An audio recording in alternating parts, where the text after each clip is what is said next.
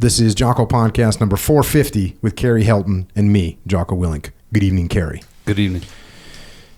It was dead quiet when the Bowman radio crackled with HQ giving us a grid reference and range to the northwest. The order couldn't have been clearer. Hostiles. Engage. It was the first we knew about it. Game on. I was straight on the GPMG, cocked it, and shattered the night silence with a short burst, fired blind at the grid position given by HQ. Another Marine was in the Sangar, watching through the Sophie, and he directed my fire.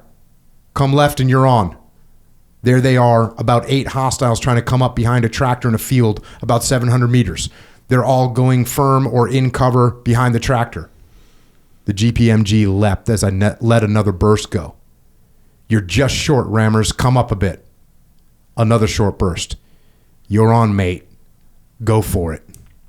The machine gun bucked and kicked in my hands as I let go in a long burst. Tracer smashed into the enemy positions around the tractor and hit the machine itself, deflecting high into the night. Sangars 3 and 5 knew immediately from the long burst that I was on and piled in with everything they'd got. The enemy were suddenly lit up as an illumination round from a 51 millimeter mortar soared into the sky and turned night into day.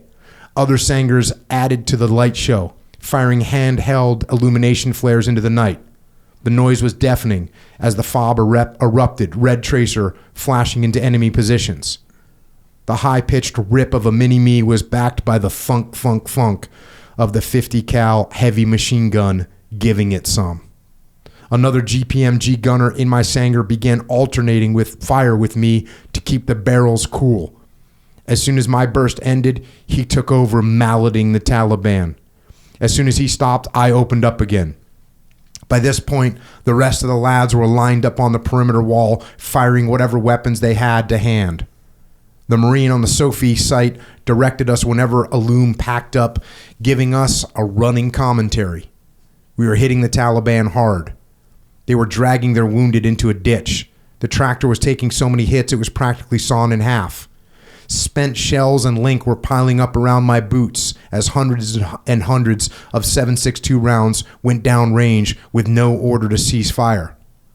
Fuck me, rammers, they're evacuating the wounded in wheelbarrows. The Taliban were loading up their casualties in a ditch by the tractor and bugging out as fast as they could push. They hadn't gotten closer than 700 meters to the Fob. They couldn't touch us. The ceasefire came and we took a breather. The firefight had lasted about 15 minutes. I'd fired more than 800 rounds of ammunition from my GPMG alone. A ridiculous amount. Usually, I would have been more cautious, but because there were 7 or 8 of them, we just let it rip. We had given the Taliban a beating. Well, that brings a smile to my face, and that is an excerpt from the book Man Down by Mark Ormrod. And Mark Ormrod is a Royal Marine who served from 2001 to 2010. And in addition to being a Royal Marine, he's competed in cycling and rowing and swimming. He's a purple belt in jiu-jitsu. He's a speaker. He's an author. He's a business owner. And he's done all that after losing both of his legs and his right arm in Afghanistan, where he was pronounced dead twice. But he wasn't done yet. He's still going, and it's an honor to have him here with us tonight to talk about his experiences and lessons learned. Mark, thanks for joining us. Thank you for having me. Thank you. I've been wanting to do this for years. Yeah, well, it's interesting. I was just Carrie and I were downstairs, and I was looking, and I had a Twitter message from you from, I think it's 5 years ago, where we linked up on Twitter. Yep. You were coming to the States, but I wasn't in the area or whatever. We just didn't get it linked up. Yeah. So it's an honor to have you here. And I read some opening passages on this. That's a good one right there. I know everything I know all those beautiful sounds. Yeah. The 50 cal just laying it down. The mini-me's just getting after it. Oh, that's just it's a good night right there. It was a good night. There were no casualties on our part, so it was a great night. That makes it a great night. Mm-hmm. So let's get into it, man. Let's get into the beginning. So you're born, what, 1983? Yep, 29th of July, 1983. And what'd your parents do? growing up, my mum had various part-time jobs. My dad originally worked so we've got a joint nuclear naval base in Plymouth. So he was like, he worked there as a civilian. Then he spent 10 or 15 years as a tiler. So he would travel around the UK. We had these stores over there called Tesco, like a Walmart. Yeah, it's like and he would do all the floor tiling and all that kind of stuff. And then he went back to doing what he did originally. And were you born in Plymouth then? I was, yeah. Yeah, born and bred. And is that where you're raised? Yes. So that's where you're from. You're from Plymouth. That's where I'm from. That's where I live. That's where I've stayed. And, you know, unless there's an extreme change in my circumstances, that's probably where I'll die. But we'll see. And you had a twin sister growing up? Yes, which is very much an Arnold Schwarzenegger, Danny DeVito situation. Me previously being 6'2" and weighing 16 stone, which I think is close to 200 pounds, and her being 4'10" maybe, and you know, half that weight. Really? Yes. Yeah. Yeah. I actually found a picture on my phone the other day of the day I passed out as a Royal Marine with my uniform on. Stood side by side with my sister, and she probably used to come up to like my chest height when I had legs and was 6'2". Man, that genetic randomness is kind of crazy, right? So was your dad tall, mom short, dad tall? Like, what's the gig? Average, all average, I would say. You know, he wasn't super tall. I think he's probably 6 foot. Yeah, so no crazy. I don't know what it was, you know, but I know that from the minute I was born. You know, when I was delivered, she had her umbilical cord wrapped around my neck. So I pretty much came out the gate fighting, trying to survive. But yeah, it's actually, not a lot of people know that I'm a twin. You know, I've got a great relationship with my sister. She only lives about probably less than a mile from my house with my little nieces and nephews. But yeah, not a lot of people know that I'm a twin. Yeah.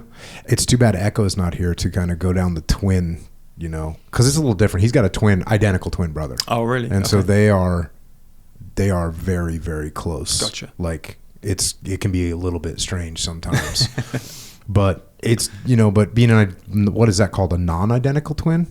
I guess so. Yeah. And obviously the opposite sex too. Yeah. So yeah, you're not going to be identical. So you're in school. How'd you like school? What were you doing in school? I was average in school. Wasn't bad, wasn't good. I think a lot of the times at the end of the year when you get a report by your teacher, I was always referred to as cheeky. So, you know, a little bit mischievous, but not too bad. Yeah. You know, I didn't love school, didn't hate school, did what I had to do to get through it. So I'd say I was an average student. You know, I just did what I had to do.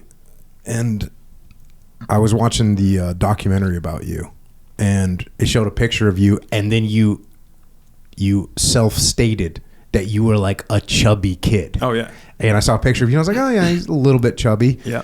And then you tell this story about some other kid picking on you, and he tells you, this is how cruel kids are. Yep.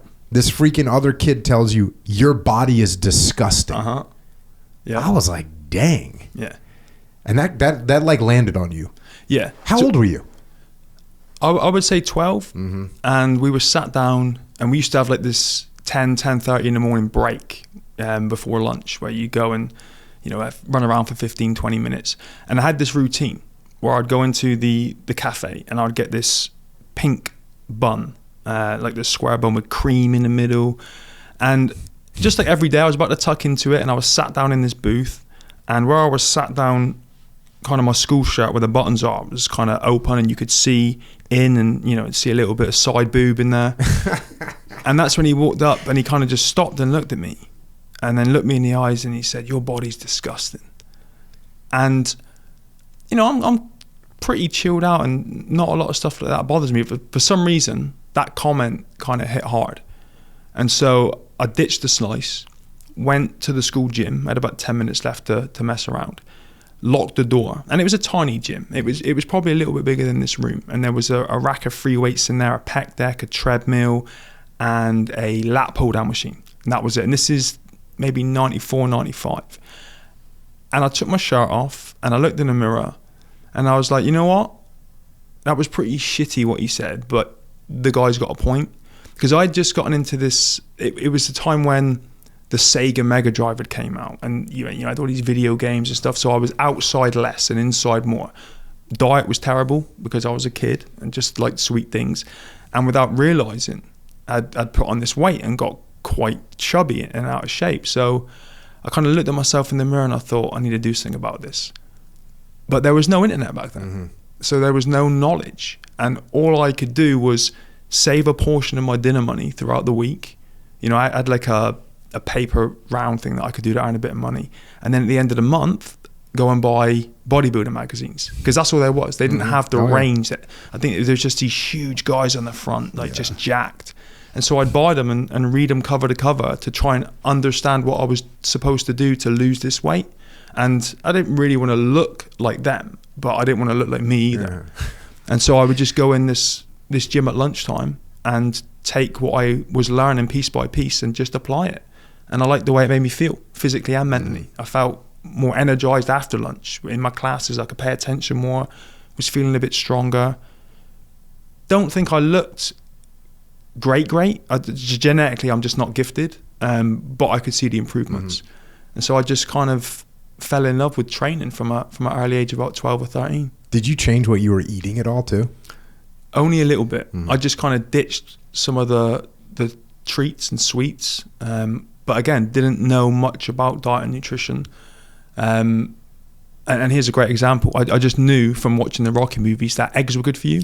So I'd eat fried egg sandwiches because I thought that was what you did, and not understanding there's different ways to cook things and eat and get your macros. So just muddled my way through it. And my parents weren't into that either. So I didn't really have anybody to go to for advice, and just muddled my way through it and did the best I could. Tell you what, the internet nowadays, like, you can get into anything. It doesn't matter. And there's going to be, someone's going to show you on YouTube or on the interwebs how to do stuff. So these people, kids especially, have such a huge advantage if they didn't then get sucked into the whole algorithm of, you know, the rest of the internet. If you just looked up how should I train and that's all it gave you, but damn if you aren't going to get sucked into some crap. I had a lawnmower that was broken, and I went on the internet and, you know, how do I change the filter, the fuel filter on this random damn lawnmower? And sure enough, there's like a dude, it's like, oh yeah, if you got this model, here it is, and just breaks out and just copied him. So yeah, it's pretty crazy what you used to have to do. Go to look at Dorian Yates, because that's probably what you're looking at back in the day. And you're British, you're probably like, Dorian Yates, let's go. Get some. And obviously Arnie and the big guys, the big names. But yeah, it was difficult. It was difficult, but it was, looking back on it, it was great as well, because it got me into that habit. You know, if you got an issue, this is what you got to do. Go get some info and figure it out. It's also interesting, like, for the reaction that you had could have been so terrible to that. You know, you could have become more into your video games. I'm not going to go outside. I'm disgusting. And so now you go into like deeper into a shell. Right. So that's an interesting dynamic that you had as a young 12-year-old to take that information on board, not let it wreck your life, and say, yeah, the person's got a point. I wrote about this in the book, Leadership, Strategy, and Tactics. It's like a section on how do you take advice from someone that you don't respect. Oh, okay. Because it's really hard, right? And what I wrote was like, oh yeah, someone that you don't respect, that you don't like, that you think has it out for you, gives you advice or gives you criticism. What do? Listen to them and be like, okay, what can I take on board from this? How can I learn from it? And that could be different. Like this person, this individual, like you said, you said to yourself, that's a terrible thing to say. But I'm going to take something on board from it. It's a good lesson in its own right. Yeah. And I think looking back, I understand why I went the way I did rather than the other way. That's kind of the key. Well, a lot of that indoor time that I was spending wasn't just on video games. I'm a big movie nerd. And so I was Arnie, Stallone, Jean-Claude Van Damme, Steven. And so I think when he said that to me, those were my kind of role models growing up. So I thought, okay, cool. I'm going to learn this working out thing because I want to be like those guys. You know, I want the muscles. I want to be the action hero, you know, the explosions and car chases and those kind of things. Unfortunately, it took me down a positive route rather than a negative one. Good lesson, and something to be careful for of parents. Now, you got into Muay Thai. How did you end up getting into Muay Thai and boxing, kickboxing? How did that go down? That was Jean-Claude Van Damme's fault. I watched those, this is VHS cassettes, right? I watched those VHS cassettes until they just broke. And he was the main one for me at that time. And, just the splits and the jumping spin kicks and the muscles and everything. And a friend of mine took me to a gym. Not long after, actually, this guy had said what he said to me. His uncle was a kickboxing instructor. And so I went down there. And I didn't know this about myself at the time, but I was naturally flexible. So I could go in there, and I think within a week I was doing the full splits. And then I could do it without warming up or anything. And I was really good at these high kicks. And where I'd watched these movies, I tried replicating all these fancy jumpings. And I just had a natural gift for it. And I was like, and it's like anything. If you're naturally good at something, you love it, right? And you get addicted. It seems easier. And so I just started training, competing. Because of my age, I had to compete in these tournaments that were around the southwest of England. I think there were 6 in a year. Were they kickboxing tournaments? What were they? Originally, it was kickboxing. Almost like a jiu-jitsu. They were matted areas, like 6 in an arena. And you go in there and you do these couple fights in a day. Whoever had the most points at the end of the year after the 6 tournaments became like the grand champion of the Southwest. So I did those to start with. I entered 3, became the grand champion of the Southwest. Are they full contact? No, you have headgear. So it's like touch. No, it's not. It's not like karate where you touch and you break. You're fighting, but it's you've got the protective gear on. Got it. And that's what led into Muay Thai, because then over the years, as my instructors changed, we got in a guy who was also a retired Royal Marine, who was the head Muay Thai instructor. Now, at the age I started training, it was very intimidating because they didn't wear pads and you could use shins and elbows, and I'm like, not really sure I'm up for this. It looks a bit dangerous. But I'm going to blame him again, but I watch Kickboxer and he's kicking down trees and coconuts and he's got Tong Po coming after his girlfriend, and I'm like, okay, let me try this. And so I tried that, and I did enjoy it. I enjoyed that. The competing in Muay Thai was horrible, and it hurt a lot more. But again, it was something I felt naturally good at. I wouldn't say competing I was naturally good. I hated that whole process, the week leading up to it and everything. The training was great, the fighting was horrible, but training, I just loved the training, and seeing what I could do. And I didn't know it back then, but looking back on it, it was the whole growth aspect of it as an individual, learning these skills, testing yourself, getting better, getting mentors, learning new things. I just kind of fell in love with that. And that was my introduction to martial arts as a young teenager. So then the way this school works in England, you get done with, like, we have high school and you get done with high school, you go to college, but you're 18 when you get done. You guys are younger than that when you get done. What's the first school what's the your high school equivalent? So we call it primary school. It might have changed now, but we would leave primary school at 16. Then you would go to college, but it's not the same as our version of your college is university. So college was almost like 16 to 18 to get the next level of qualifications, and then you can go to university. And when you're doing that, what's the 2 years from 16 to 18? What's that called? That's college. Okay, so when you're in that college, they're assessing you to see what kind of job would be good for you, right? So in primary school, you do the exams you do are called GCSEs. When you go to college for that 2 year period, you've got A levels, GMB, all these different things. You kind of select at that point what your career is, and then you go and do some advanced training in that. And then if you want to go to the highest level, you take that training and that niche you're in and go to university to get your degree, your master's, and all that kind of stuff. It seems though, like in England, this is kind of from my wife. That's what I'm faded information from when my wife would tell me what her career path was like as a kid. But she did A levels, right? And then she went to the University of Nottingham. But it seemed like in America, you graduate from high school. What are you going to do? Go to college. And what are you going to study? Like, they don't know what they're doing. A lot of kids. Some kids are like, oh, I'm going to be an engineer. I'm going to be whatever. They know what they're going to do. But a lot of kids are just going to go to college and major in whatever. It seems like England's more specific. Am I right? Yeah, you get guided a bit better, I think. Mm-hmm. And it's probably much better now than it was when I was there. Yeah. But yeah, you go to university knowing what it is that you're going to study. And I think, I never went to university, but I think if you get there and you decide it's not for you, you can change. I'm not sure. But you definitely go there with a plan. And then you just, I think it's 4 years at university. So you get done at 16 with that level of schooling, Yes. and then you go into the next one, the next level of schooling, right? So I kind of did. So I stayed at the same school I was at and went into what was called the sixth form, which is, it's not quite college. It's like the watered down version of it. And I started studying GMVQ Advanced Business Studies because I didn't know what I wanted to do in my life.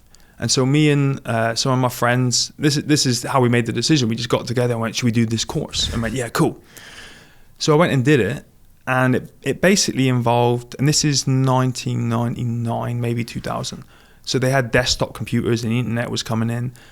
And you would read these textbooks and you would get given these tasks and then basically told to copy what the textbook says, but change some words so you don't get done for plagiarism.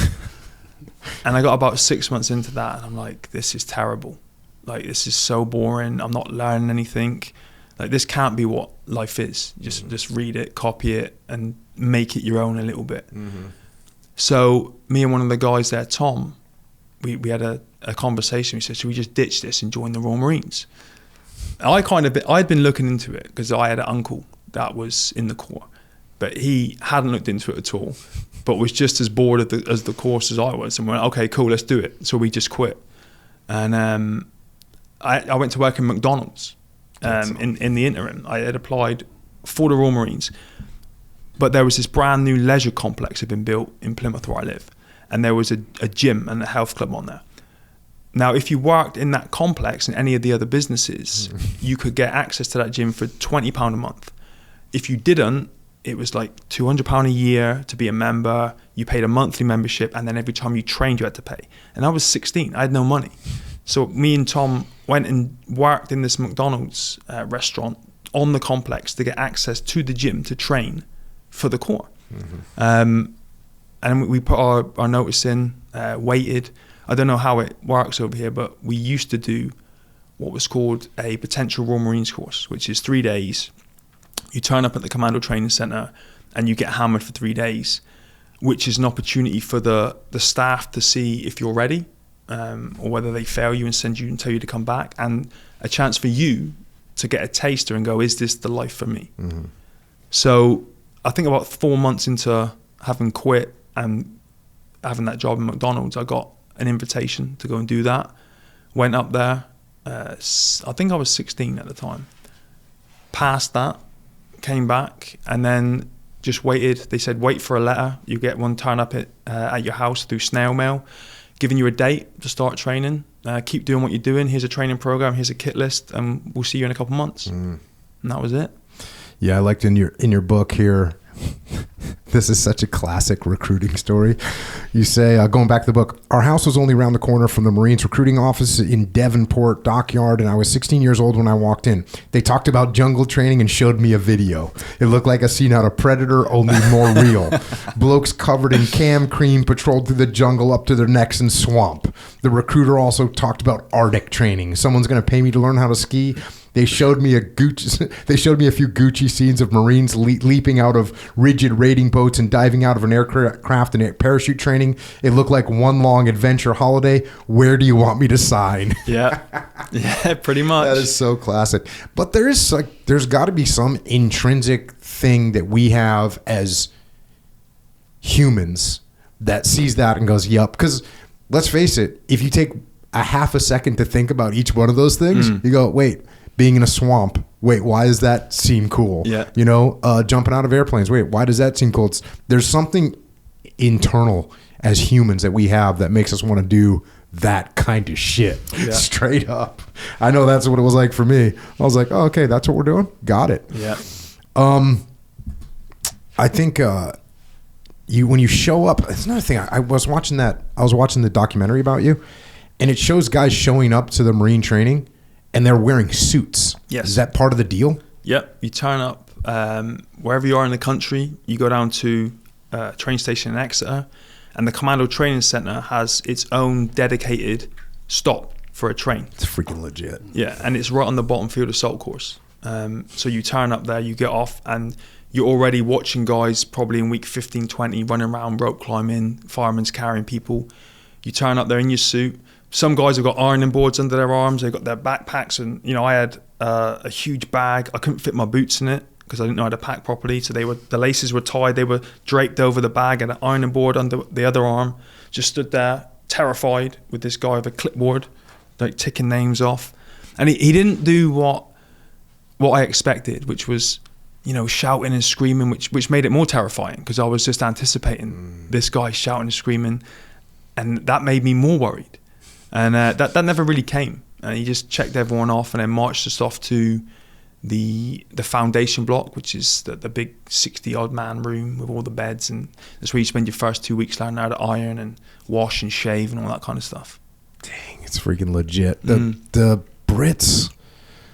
Brits military is just freaking professional. It really is. Really? I've worked with them, not a ton, but I've worked with them enough, and just their level of professionalism is so freaking squared away and so British. Yeah, it's so badass.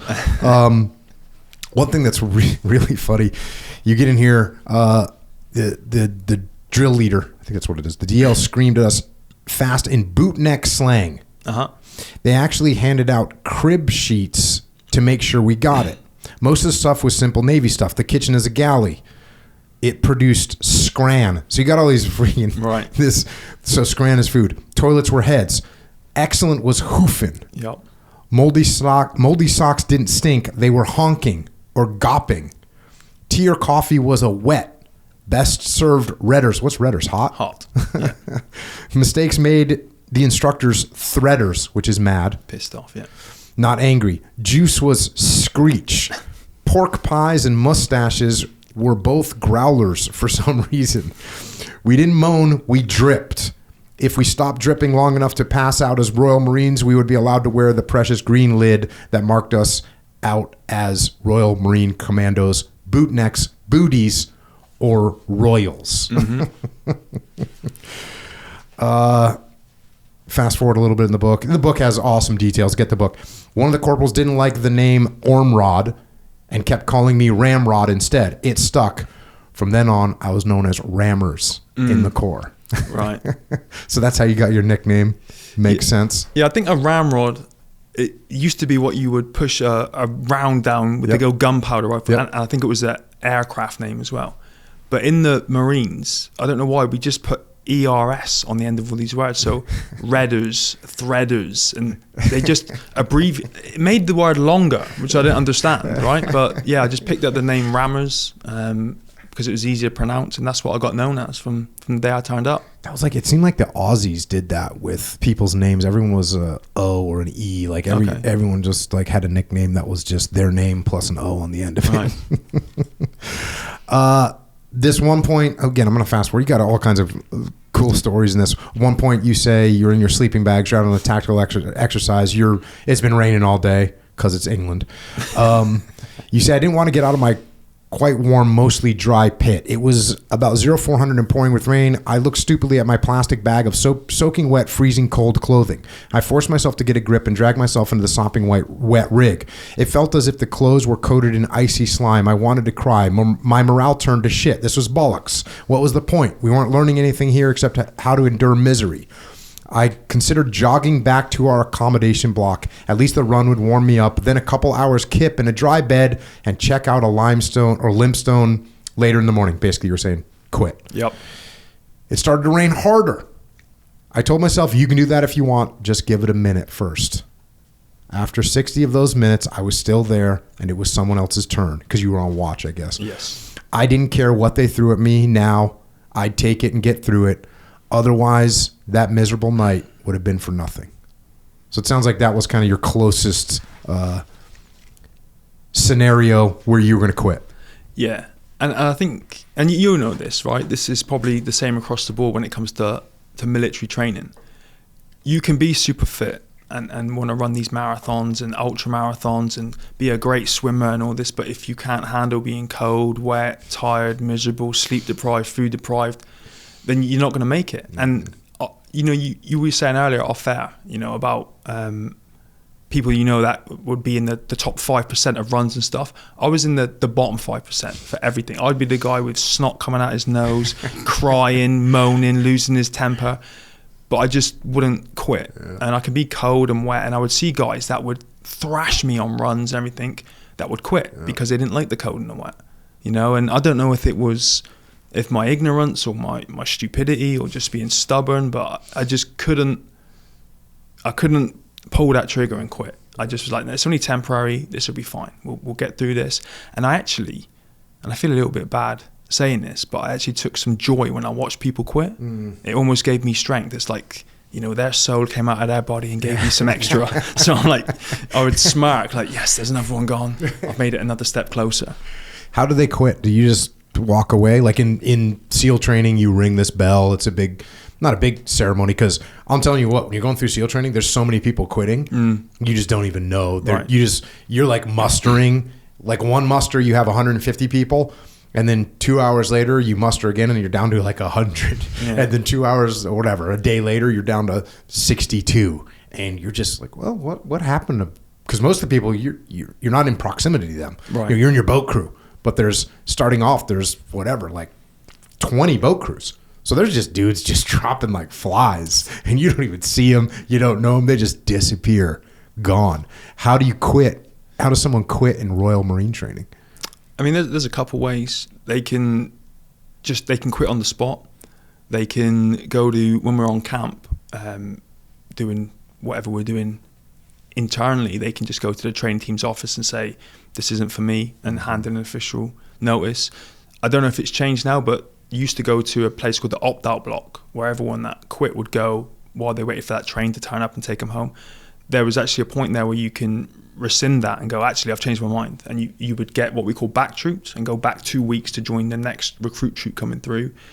And then there's obviously injuries and not making the grade and things like that. But yeah, there's a couple ways to do it. And I think that, not the funniest, that's not the right word, but the way I enjoyed the most is when people would do it on the spot. Yeah. And there's one particular example where we were all, it was probably about 16, 17 weeks out of the 30, and we were all outside our accommodation block on camp, stood in 3 ranks, ready to go on this thing called DigX, where you wear a full NBC chemical suit with a respirator. You do a kilometer insertion march. You spend the entire night with this tiny little entrenching tool, digging trenches. Then you get a fake chemical attack, and then you do all of this stuff, and then you've got to do a 1 or 2 kilometer excursion march. And we were stood there about to go, and everyone knew how miserable this was going to be. It was like the one exercise that nobody wanted to do. And this guy, he stood in file and said, Sergeant, what would happen if I said I didn't want to go on this exercise?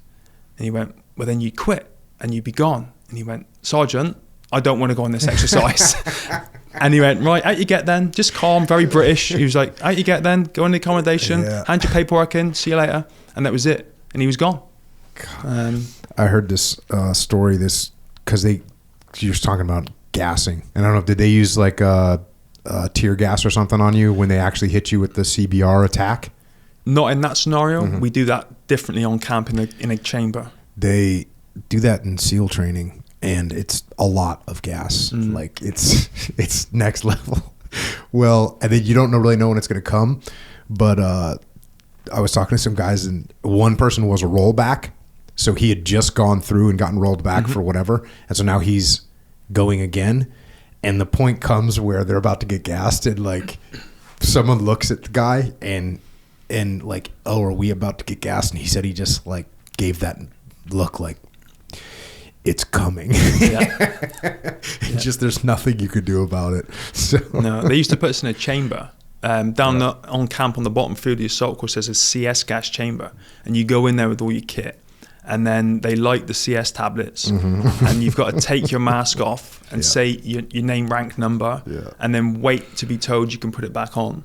before you leave, and you get the brief, don't touch your face, don't rub your eyes. Yeah. And I remember I ran out of there, and there was like a waist-high fence, and I had my eyes closed, and there was snot coming out, and I hit the fence and somersaulted over the fence onto the grass, and was just trying my hardest not to touch my eyes, waiting for the wind to kind of blow it out. But yeah, it's brutal.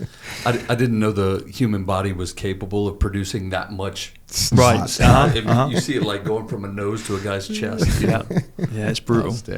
It's being able to, and I think this is something that, when I was reading that piece where you said, oh, you're not learning anything. What you learn through all these things is how to just turn off your brain and keep going. Mm-hmm. And even when I was reading that thing and you're saying, oh, I've got these it's freezing cold out. I've got wet clothes that I took off that are now in a pile. And I got to wake up and put these wet, cold clothes back on. Mm-hmm. You just have to just have a mind that you can just turn off and just because that just is terrible. Putting on wet, cold clothes when it's cold outside is just terrible. Yeah. It's just terrible. And that's what you're going to do. And you're going to do it over and over and over and over and over and over and over and over again. That's your life. But I think you get to a point, don't you, where you realize it's bullshit. You realize it's a game, and then you laugh about it. And you're like, okay, cool. It's all part of the game. This isn't necessarily real life once you finish the training. And I never, ever once had to do that again after that. But you're like, okay, I understand this is designed to break me. Mm-hmm. I'm just going to roll with it, laugh about it, and watch other people quit. Yeah, and you're definitely, in the SEAL teams, you get way colder in the SEAL teams than you do in training. You get way more fatigued in the SEAL teams than you do in training. Really? Oh, yeah. I mean, freezing cold. Mm-hmm. And there's no, you get put in the water and people are whatever, they're really cold but in the SEAL teams, I mean, the deal. You went to Arctic warfare. You get in situations where, oh my God, this is absolutely freaking terrible. And there's no bell to ring. You have to just keep going. You have to get it done. And I always tell people, any of that compared to rolling out on a patrol in combat for the 38th night in a row, it's like, that there's things that are going to kill you out there, people that are trying to kill you. That's why they have that training in place, because it's going to get rid of the people that can't say, yep, I don't want to do this and I'm going to go do it anyways. Mm-hmm. That's what's happening. Yeah. Do you know what the attrition rate is in that training, on average? So when we started and we went from that train station platform to the foundation block, there was 64 of us. By the time we had finished 30 weeks, well, if you factor in leave, it's the best part of a year later, there were, I think, 14 of us, what we called originals, that had gone from day one all the way to the end without quitting or failing. Maybe the troop was 25 strong, but there were only a handful of us that had survived from day one all the way to the end. That's impressive. Yeah, the dropout rate is huge. Yeah. You say this, back to the book. By week 30 of the training course, 4 tests stood between us and our Green Berets. It starts with a 6-mile endurance test in 2 parts, a 2-mile obstacle course with pipes full of honking brown water to crawl through, followed by a 4-mile run, the whole to be completed in 73 minutes. Next is the 9-mile speed march carrying 32 pounds of kit in fighting order to be completed in 90 minutes. The Tarzan assault course and the bottom field assault course have to be completed together in 13 minutes. Finally, a 30-mile march in full fighting order to be completed in 8 hours.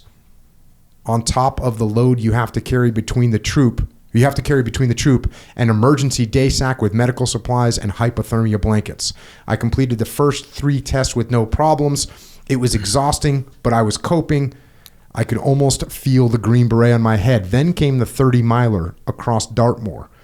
I think I've blanked out most of the horrendous parts of it, but I can't forget the last 800 meters. After 30 miles, they decided to end the course with a hill, Riders Hill. My legs felt like I had a pair of concrete boots on as I approached it and started up the incline. I reached the top of the rise and felt relief as the ground leveled out. Then my heart sank as I saw it was only the first in a series of inclines that we had to get up. Pain jolted up and down my muscles of my legs, and I forced one foot in front of the other. My left boot squelched with a mixture of bright red blood and dirty brown water with every step. At last, I got to the top of the last true hill and plodded down the other side over a stone bridge across a stream to a load of minibuses parked up to collect us. I sat down and couldn't get up again. All through training, we'd learned what an honor the Green Beret was for Royal Marines. There was a superstition in the Corps that if a recruit touched a beret during the training course, he'd never wear one for real. I expected the clouds to part in a shaft of sunlight and a choir of angels to lower the Green Beret down from heaven onto my head. In fact, a sergeant jammed the lid into my hand and said, "Rammers, good effort." I placed the beret on my head and dressed it over to the right. It was the proudest moment of my life. There you go. Yeah, quite the anticlimax. That's pretty much as it is. You get to the end, exhausted. You know, your body, you can feel the depletion by the time you get to the end. Your feet are just numb and covered in blisters, and then it just gets shoved into your hand, and you're like, "Good job." Next thing. And I went and sat down after that because we do this in groups, and there were a couple of groups behind us. And I sat down by the minibus, and then by the time the last group came in, I had to get people to pick me up because my legs had seized up and I just couldn't stand, you know. But I thought it was going to descend from heaven with a choir of angels and place it gently on my head, perfectly positioned, and I was going to get a shot of energy, but it wasn't that at all. No. That's funny. When I got to SEAL Team 1, so I graduated basic SEAL training, and I got to SEAL Team 1, and the Master Chief was like, "Hey, you graduated SEAL training? So did everyone else here. No one cares." And I was like, "Yeah, roger that." Yeah, that's pretty much it. So you end up becoming a driver. So you got a choice of jobs: clerk, chef, mortarman, and driver. Yeah, there was this thing at the time, DSS, the Direct Specialization Scheme. And basically some guy sits in Naval HQ somewhere and goes, "We need people in this specialization, this one, this one, this one, and this one." And so before we'd done our marching and ceremonial side of things with our family, our pass-out parade, they called you onto the accommodation block landing and just told you where you were going and what you were doing. And I remember it being like this massive kick in the teeth. And I'm like, "Are you serious? I've just done all of this. I didn't join to drive vehicles. And you're going to send me on this driving course." And I knew to a degree what that job entailed. And it was very boring. But, after I had a little temper tantrum to myself, I kind of took myself off and I was like, "Okay, listen, you're going to get something out of this. You're going to be able to drive this, and this. You've got no choice. Go out there, do it, and then we can figure out if we can switch later and do something that's more enjoyable and really more in line with what you joined to do." The United States Marine Corps used to do that too. Really? You joined the Marines. Yep. That's what was happening. You joined the Marines. And at the end of boot camp, they would tell you what job you were going to be in the Marines. And maybe they gave you some choice along the way, but that's the way it was. When I was looking at joining the military, the Marines was like, I said, "Well, what would I do in the Marines?" They were like, "Be a Marine," which almost got it. It was almost there, I was like, "Cool, I'm in." Definitely close. But the Navy had the option of "Oh, what will my job be?" "Oh, well, you can try and be a SEAL." Okay. And that's what I ended up doing. But the U.S. Marines, you have more influence now. But I think ours do too, because we kind of had a choice. You put your top 3 on, but it was just ignored. It was just to give you that false sense of hope. They knew what you were doing anyway. But this was back when you had to do it on paper. Now there's a whole digital computer system, and you can kind of, I think, to a degree, bypass the sergeant major in the chain of command, go straight to naval manning, give them your preferences, and just do that multiple times a week or a month until you kind of get what you want. But you never used to go in. The amount of requests I put in for parachute courses, and my sergeant major, I'm sure as soon as I left, just went, ripped it up and threw it in the bin. When you joined, did you think about the whole idea that there was cooks and drivers and whatever clerks? Did you think about that? I did, because it was explained to me in the recruiting office. Okay. But the way they sell it is, and this might be quite unique to the Royal Marines, your primary job is always infantry. So it doesn't matter if you're a chef or a driver or a sniper, whatever it is. When you deploy, like I did in Iraq and Afghanistan, you go back to being infantry. And then secondarily, you're a driver. So that, it kind of takes the sting out of it a little bit. But then when you're in the UK, it's just, Well, the Marines have a similar protocol, which is every Marine's a rifleman. Right. Because that's what they're going to tell you. They're like, now, you're going to be carrying a spatula. But every Marine is a rifleman, and that's what they say. And look, as you both know, I love the Marine Corps. The Marine Corps is outstanding, but definitely they've changed it now where you can have more influence. And listen, the thing is, if that's what you want to do, that's awesome. Right. That's awesome. Like, it's awesome that you can go into the military, and if you want to be a cook, what a great way to get experience as a cook and serve your country. That's outstanding. If you want to be a diesel mechanic, guess what? We need diesel mechanics in the Army, in the Navy, in the Marine Corps, in the Air Force. It's what a great way to serve your country and get that skill set. But if you don't want to do that, and that's what you get assigned, that's where it turns into a little bit of a bummer. But they've done a good job of fixing that, where people have a lot more influence over it. I think they had to too, because I know so many people that just left. Yeah. Like, I don't want to do this. Yeah. I didn't join to do this. I'm going. And you pay £100,000 to train a Royal Marine per person. It's a lot of wasted money. I was on a ship, and I was getting ready to go out on a training operation here off of the coast of Southern California, and it was like a bad storm was coming through, and it was freezing cold, and we were on our boats, on our little Zodiac boats, and we were on the back of this amphibious ship, and the bosun's mate, first class Navy guy, was down there, and it's the well deck the hatch goes down, or whatever they call that thing. This big giant thing goes down in the back, and so now we're exposed to the ocean. There's huge waves. It's freezing cold. It's raining, and this bosun's mate Navy dude looks at me and he goes, "Damn, I'm glad I don't have your job." And I looked back at him and I said, "Man, I'm glad I don't have your job." And it's totally true. Like, that's the best example. Like, that guy was doing what he wanted to do, and I was doing what I wanted to do, and it's all good. That's how the military works. Absolutely. So you graduate basically, what, 2002? October 2001. 4 weeks after 9/11. So right after September 11th. And you end up going to Iraq. That's where you end up going to. How's it like checking in once you get done with your initial training? You check into what? So for me, what happened, there's a bit of a lull, I guess, in the battle where you're waiting to, that driver course, I was waiting to be loaded onto it. So I ended up doing security at the Commando Training Center, went and did that course, and then was actually originally trained to do Afghanistan on Operation Jocko in 2002. So I went through the pre-deployment training. I was 18 years old, a little bit stupid, a little bit dumb, didn't really know what war was actually all about, so quite excited to go out and do this. And I still don't know why to this day, but it got scaled back massively. I think it became more of a special forces thing, lots of recce's and stuff, so tons of us didn't go. So I felt a little bit disappointed. And then 2003, Iraq came, Operation Telic 1, so I got put through pre-deployment training for that. Went out and deployed there, did 3.5 months out there.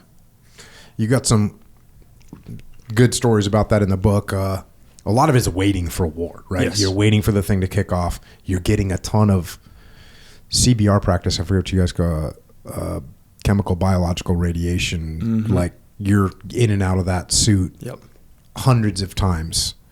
And you talk a lot about that. You talk about the fastest slit trench ever dug. Oh, yeah. This was a great delegation. Story. Yeah, that was awesome.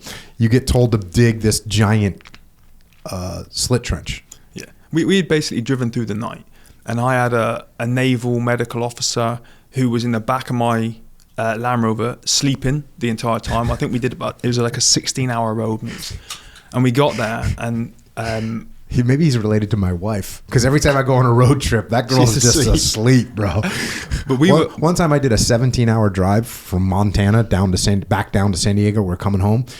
We wake up like in Escondido, which is like a half an hour away. She wakes up and she says, "Oh, do you want me to drive some?" I said, "Darling, we're going to be home in 20 minutes. It's all good. I got this." Yeah. So you had basically one of her relatives in the back sleeping. Maybe, yeah. But we did this whole road move because we were acting as like force protection for the medics, and we had pushed up from the bottom of Kuwait right to the border. And as soon as we got there, all of the naval officers went, "Right, we've got a really important meeting to go to. You guys dig the trench." And we'd been driving we were all exhausted. And I saw this JCB, like a digger, in the distance. And as I got closer to it, I walked over and there was like this very young looking, spotty kid in there. So we just kind of bribed him and said, listen, can you dig this trench for us? And we'll I think we gave him some of your MREs actually, because we had stole a load of them. And I had a friend as well who was just jacked, and he had his shirt off in the sun, and I think he intimidated this kid a little bit. So he just got this JCB and dug this massive trench. They came back an hour later. Again, we only had small entrenching tools to dig with, and they were shocked. Like, how the hell have you dug this like 12-foot trench in an hour? So we didn't tell them. I mean, they might have read the book, they might know now. But yeah, we achieved the objective and then set up camp there for a week or two. And it's 3.5 months you're over there. You end up, you don't shoot your weapon. You're, again, you kind of mentioned the fact that you were young and dumb, like we all were. So you don't get to shoot your weapon. You don't see any combat, true combat. And you're kind of disappointed about that, of course, because that's what young men want to do. Sometimes even us old men want. You get home, your daughter's born. Yes. How do you say her name? Kezia. Kezia. What kind of name is that? A different one. And that's why we chose it. We went into something a little bit different. Does it have like, where's it from? Or did you just put letters together? Pretty much just put letters Kezia. together. Yeah, there's no significant meaning behind it. It was just a nice name. So is she the only person named Kezia? You didn't see anyone else named that before? Not until after. She's 19 now. I probably met 2, maybe 3 other people with that name, and someone will put a H on the end of it, but hers is just Kezia. Kezia. Yes. So she's born, and at this point you get assigned a trip to Norway, and this is where you kind of start thinking, maybe I'm going to do something else. Yeah, because I looked at my career at that point, and I thought, our minimum term that we have to serve is 5 years. And I thought, okay, I've earned the Green Beret. I've been to quote unquote war. I've done the Arctic War. I think the only thing I didn't do was go to the jungle in that first 5-year period. I'd boxed as a heavyweight boxer for the Marine. I squeezed a lot in. And I think I was 22. And I thought, I've got responsibilities now. I can't be jetting off all over the place for months on end and not see my daughter grow up. So, I had a long conversation with myself about the future and what I was going to do. And the right thing to do is what I did, and I put my notice in to leave. I thought, I'm quite proud of what I've done this 5 years. I've ticked a lot of boxes.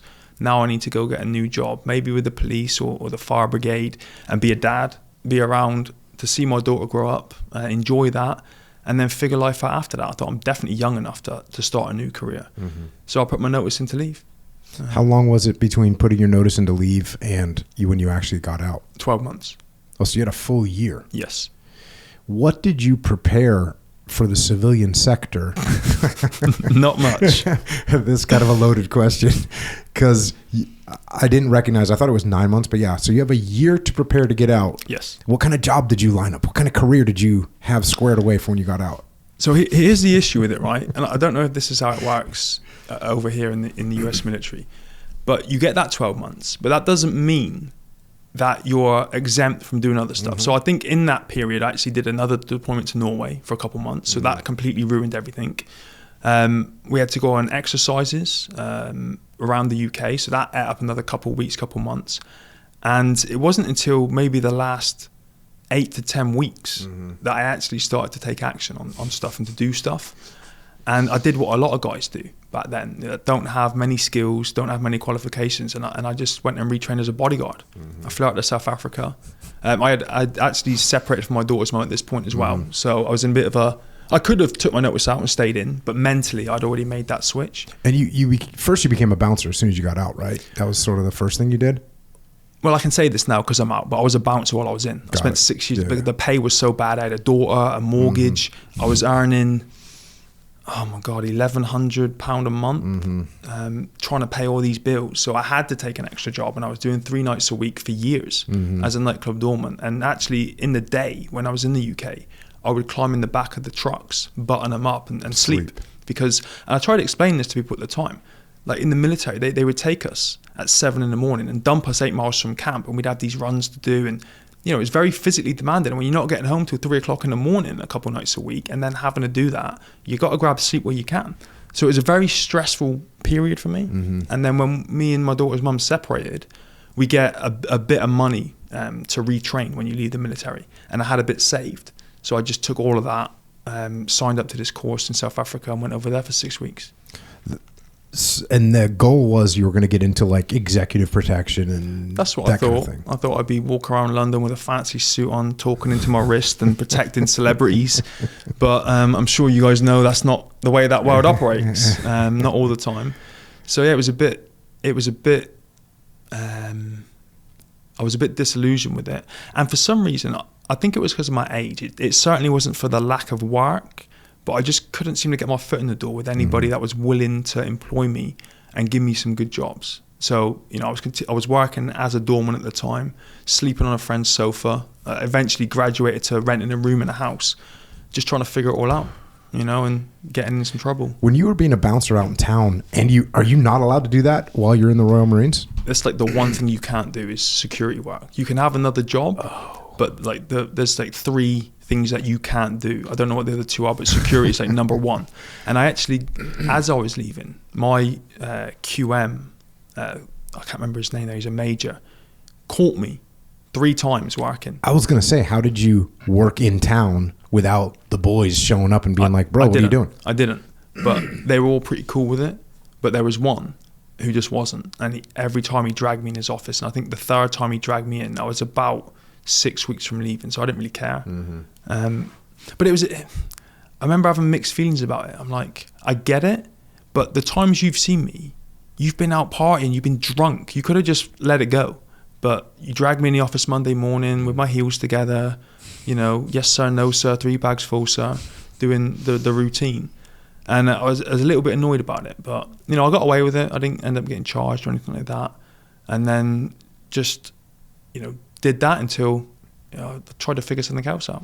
Yeah, and you mentioned in the book, and again, get the book because all this cool stuff is in there, but you mentioned that when you go to this training, this 5 weeks of training in South Africa, you learn some stuff. You get to do some ambulance rides. You see people get shot. You see people get stabbed. You have a baby get born. Like, there's a bunch of cool stories in there about that. And when you get home and you don't really get a job, what you realized you learned from that school was that you like that kind of job. Yep. Meaning you like guns, you know, you like doing dangerous, cool stuff, and you missed having like the camaraderie that you had with going through that course, because there was a bunch of other military, ex-military guys in that course. And this leads you to the decision that you're going to go back in the Marines. Yes. Yeah, I very much missed it, very much struggled as a civilian. And do you know what it felt like? It was when I was, even when I was working as a bouncer while I was in the military, it was cool. But when I left, it was like someone had flicked a switch and put a giant neon sign above my head saying, he's a civilian now, treat him differently. And that's how it felt. Like, even the people I used to serve with treated me differently. The civilians that would come in the nightclubs, it felt like they treated me differently. Whenever police were involved in incidents, it felt like they treated me differently. I didn't like it. It's like all the respect I felt that I had being a Royal Marine had gone. Mm-hmm. And so I'm like, all right, I'm not doing this. I can't live this way. I'm going to go back to what I ironically thought was the warm, safe love and embrace of the Royal Marines. So yeah, reapplied, went to go back in, didn't have to do training again because I think I've been a civilian for 12 months. Mm. So just did the annual test, fitness, shooting, the NBC CS gas thing again, and was back in uniform within 4 weeks. Dang, they get it done. Yeah.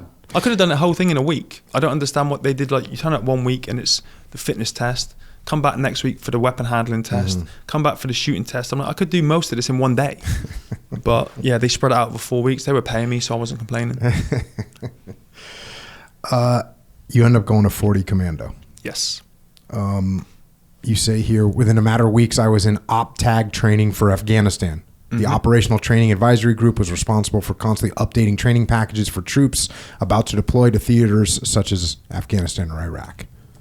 So you roll right in. You're doing an exercise. This is kind of an interesting story. You had a vehicle that had like an issue, and it would shut down when you shut it off, and it would need a jump start. Yep. So you pull over the side of the road, and you're trying to get this thing restarted. There's a couple Land Rovers parked nearby. some Army officers in there, and you say, I went back to one of them, excuse me, sir, any chance I could borrow your slave leads? I need to jumpstart that 4-tonner over there. While they were sorting the leads for me, I noticed the young officer with ginger hair sitting quietly in the back of the Rover on the right. I recognized him straight away. I went back to the 4-tonner with the leads and told the other drivers, Stu Green and a fellow Marine called Rookie, what I had seen. Here, Prince Harry's sitting in the back of that Landy. Mm-hmm. Yeah, Rammers, of course he is. Eyebrows he is. And by the way, you guys have this thing that you talk about. It's eyebrows means if I'm wrong, I'll shave my eyebrows off. Yes. So eyebrows he is. Go have a look for yourself. The rookie went over and confirmed I was telling the truth, so I wouldn't have to shave my eyebrows off. After that, the Prince realized there was no point in lying low, and he got out of the Landy for a leg stretch. At the time, almost no one knew what Prince Harry knew. He was going to serve in Afghanistan for real and was doing his op tag for a reason. I didn't give him a second glance. I presume never see him again, so why would I? So you're back in, and you detail some of the training preparing for that. But eventually, you're going to Afghanistan. Mm-hmm. And you fly to Afghanistan. You first stop at the big base, Camp Bastion, and then you head out to Fob Rob. Yes. Forward Operating Base Robinson. Going to the book here. As the dust cleared, this is you landing at Fob Rob.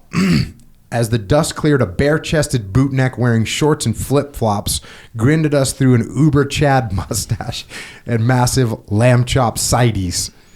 He looked like he'd stepped out of a 1970s porn movie. The RSM back at Bastion would have had a coronary just looking at a photo of his growler. Welcome to Fob Rob, he chuckled. Grab your stuff and follow me. So there's your arrival. Yep. Going a little bit here. I didn't know any. Fast forward. I didn't know any of the lads here, and we hadn't even started to get to know each other when we trooped outside to be allocated to Sanger watches and to meet the Sanger commanders.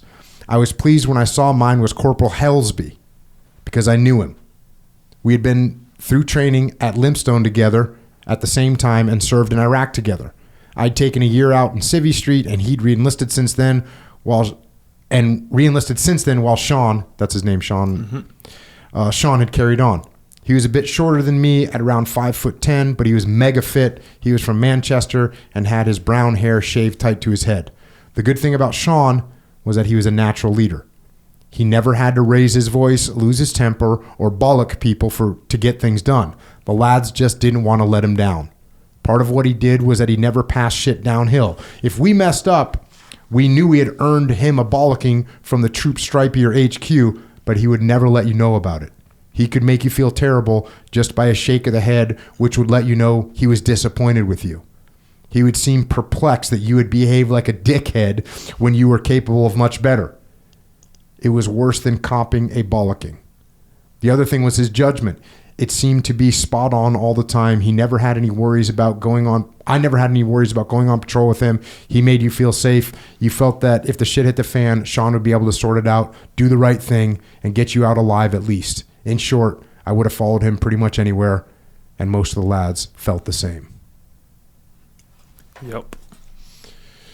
It's always good to dispel the rumors or the stereotype of military leadership, that the military leadership, a good leader's like yelling and screaming at everybody, and it's like, here's a guy, totally respected, you'd follow him anywhere, never even had to raise his voice. Yeah, 100%. Natural leader, 100%.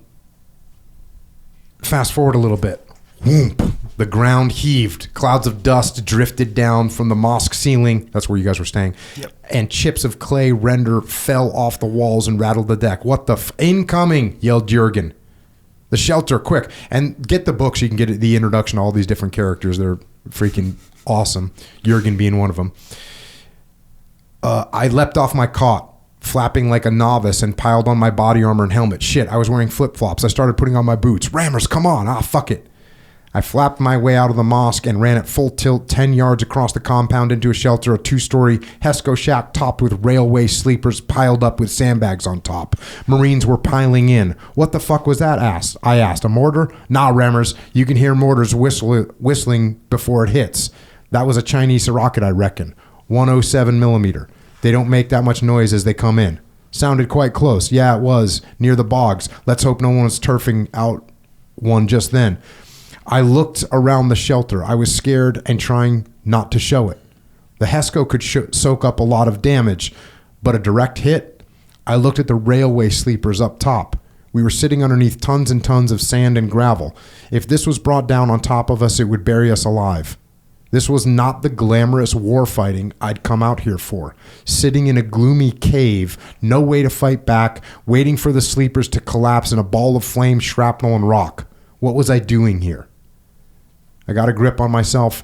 There's nothing you can do about it. Just chill out, I told myself. The Taliban can't aim those rockets to save their lives. Be 1 in a million if they manage to hit us here. Slowly, I got over the shock and composed myself. We were all in it together, and none of the other lads seemed to be bothered. A little bit of a reality check there. Mm-hmm. Getting freaking bombed for the first time. Yeah. Yeah, and like I say, you just feel helpless and defenseless, right? You just got to wait and see what happens and hope for the best.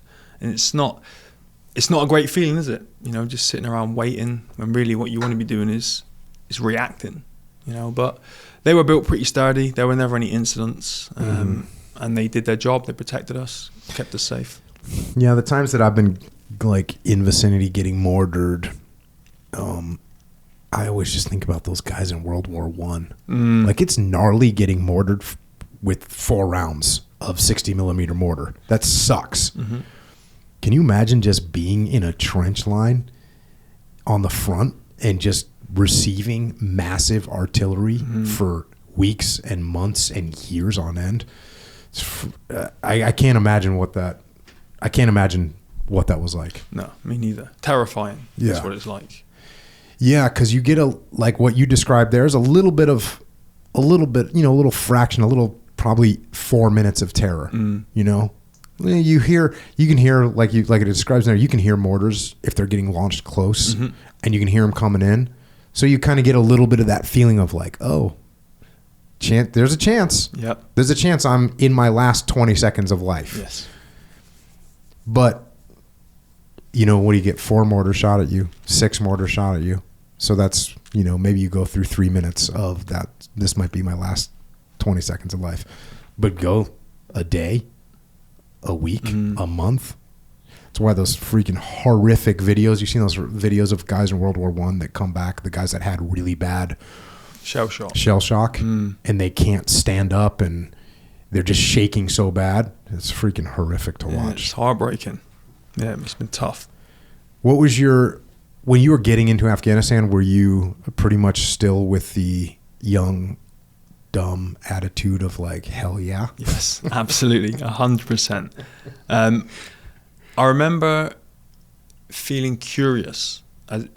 Is this going to be different to Iraq? And the pre-deployment training had already let me know that it was going to be, because it was completely different, the training that we did. A lot more intense, a lot more focused, I think is the word. And so I knew it was going to be different.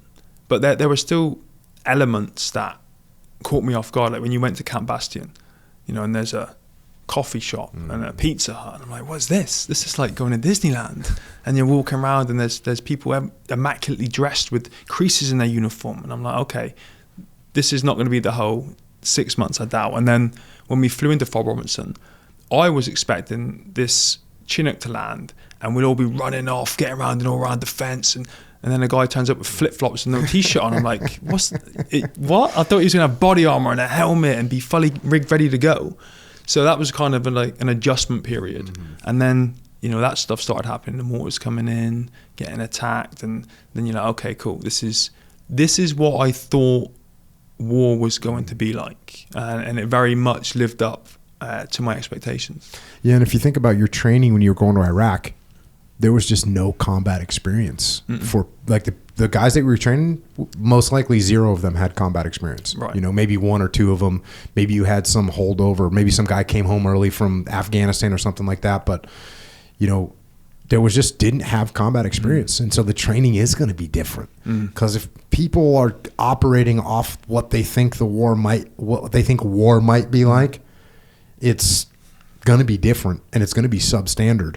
And then when you have people that are coming back from war and actually coming back from the specific theater that you are going to, you know they know how to run good training. Yeah. So they're definitely going to step it up. The training that we conducted, look, and we did our best in the 90s. We did our best to conduct good training, and we had good ideas and good principles from the Vietnam era guys.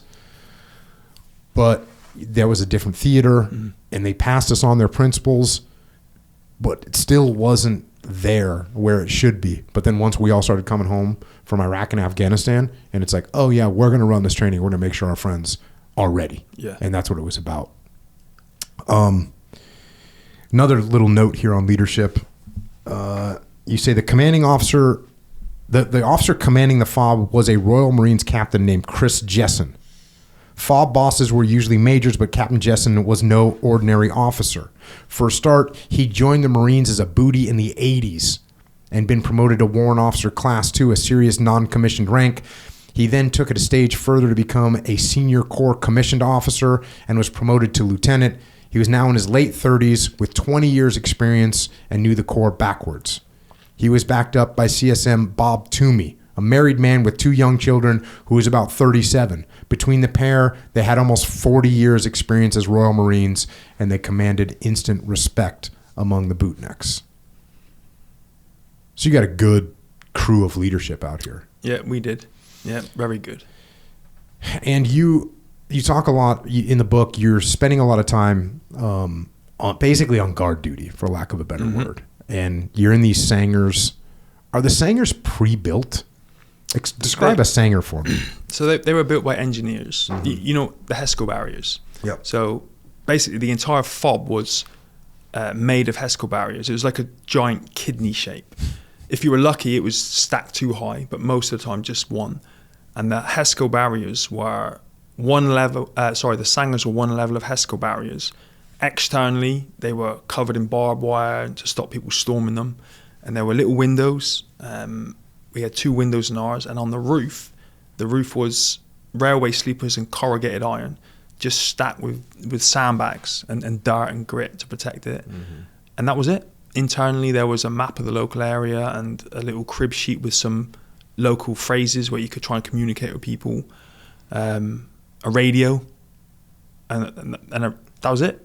You know, and you just sat there observing, you know, watching your arcs for hours a day and night, and then defending from any incoming attacks. It was pretty solid, and that was proved with our success rate. You know, every time we were attacked, nothing happened. It was in an elevated position too, so that was to our advantage. The whole FOB was in an elevated position. Yeah, for that area.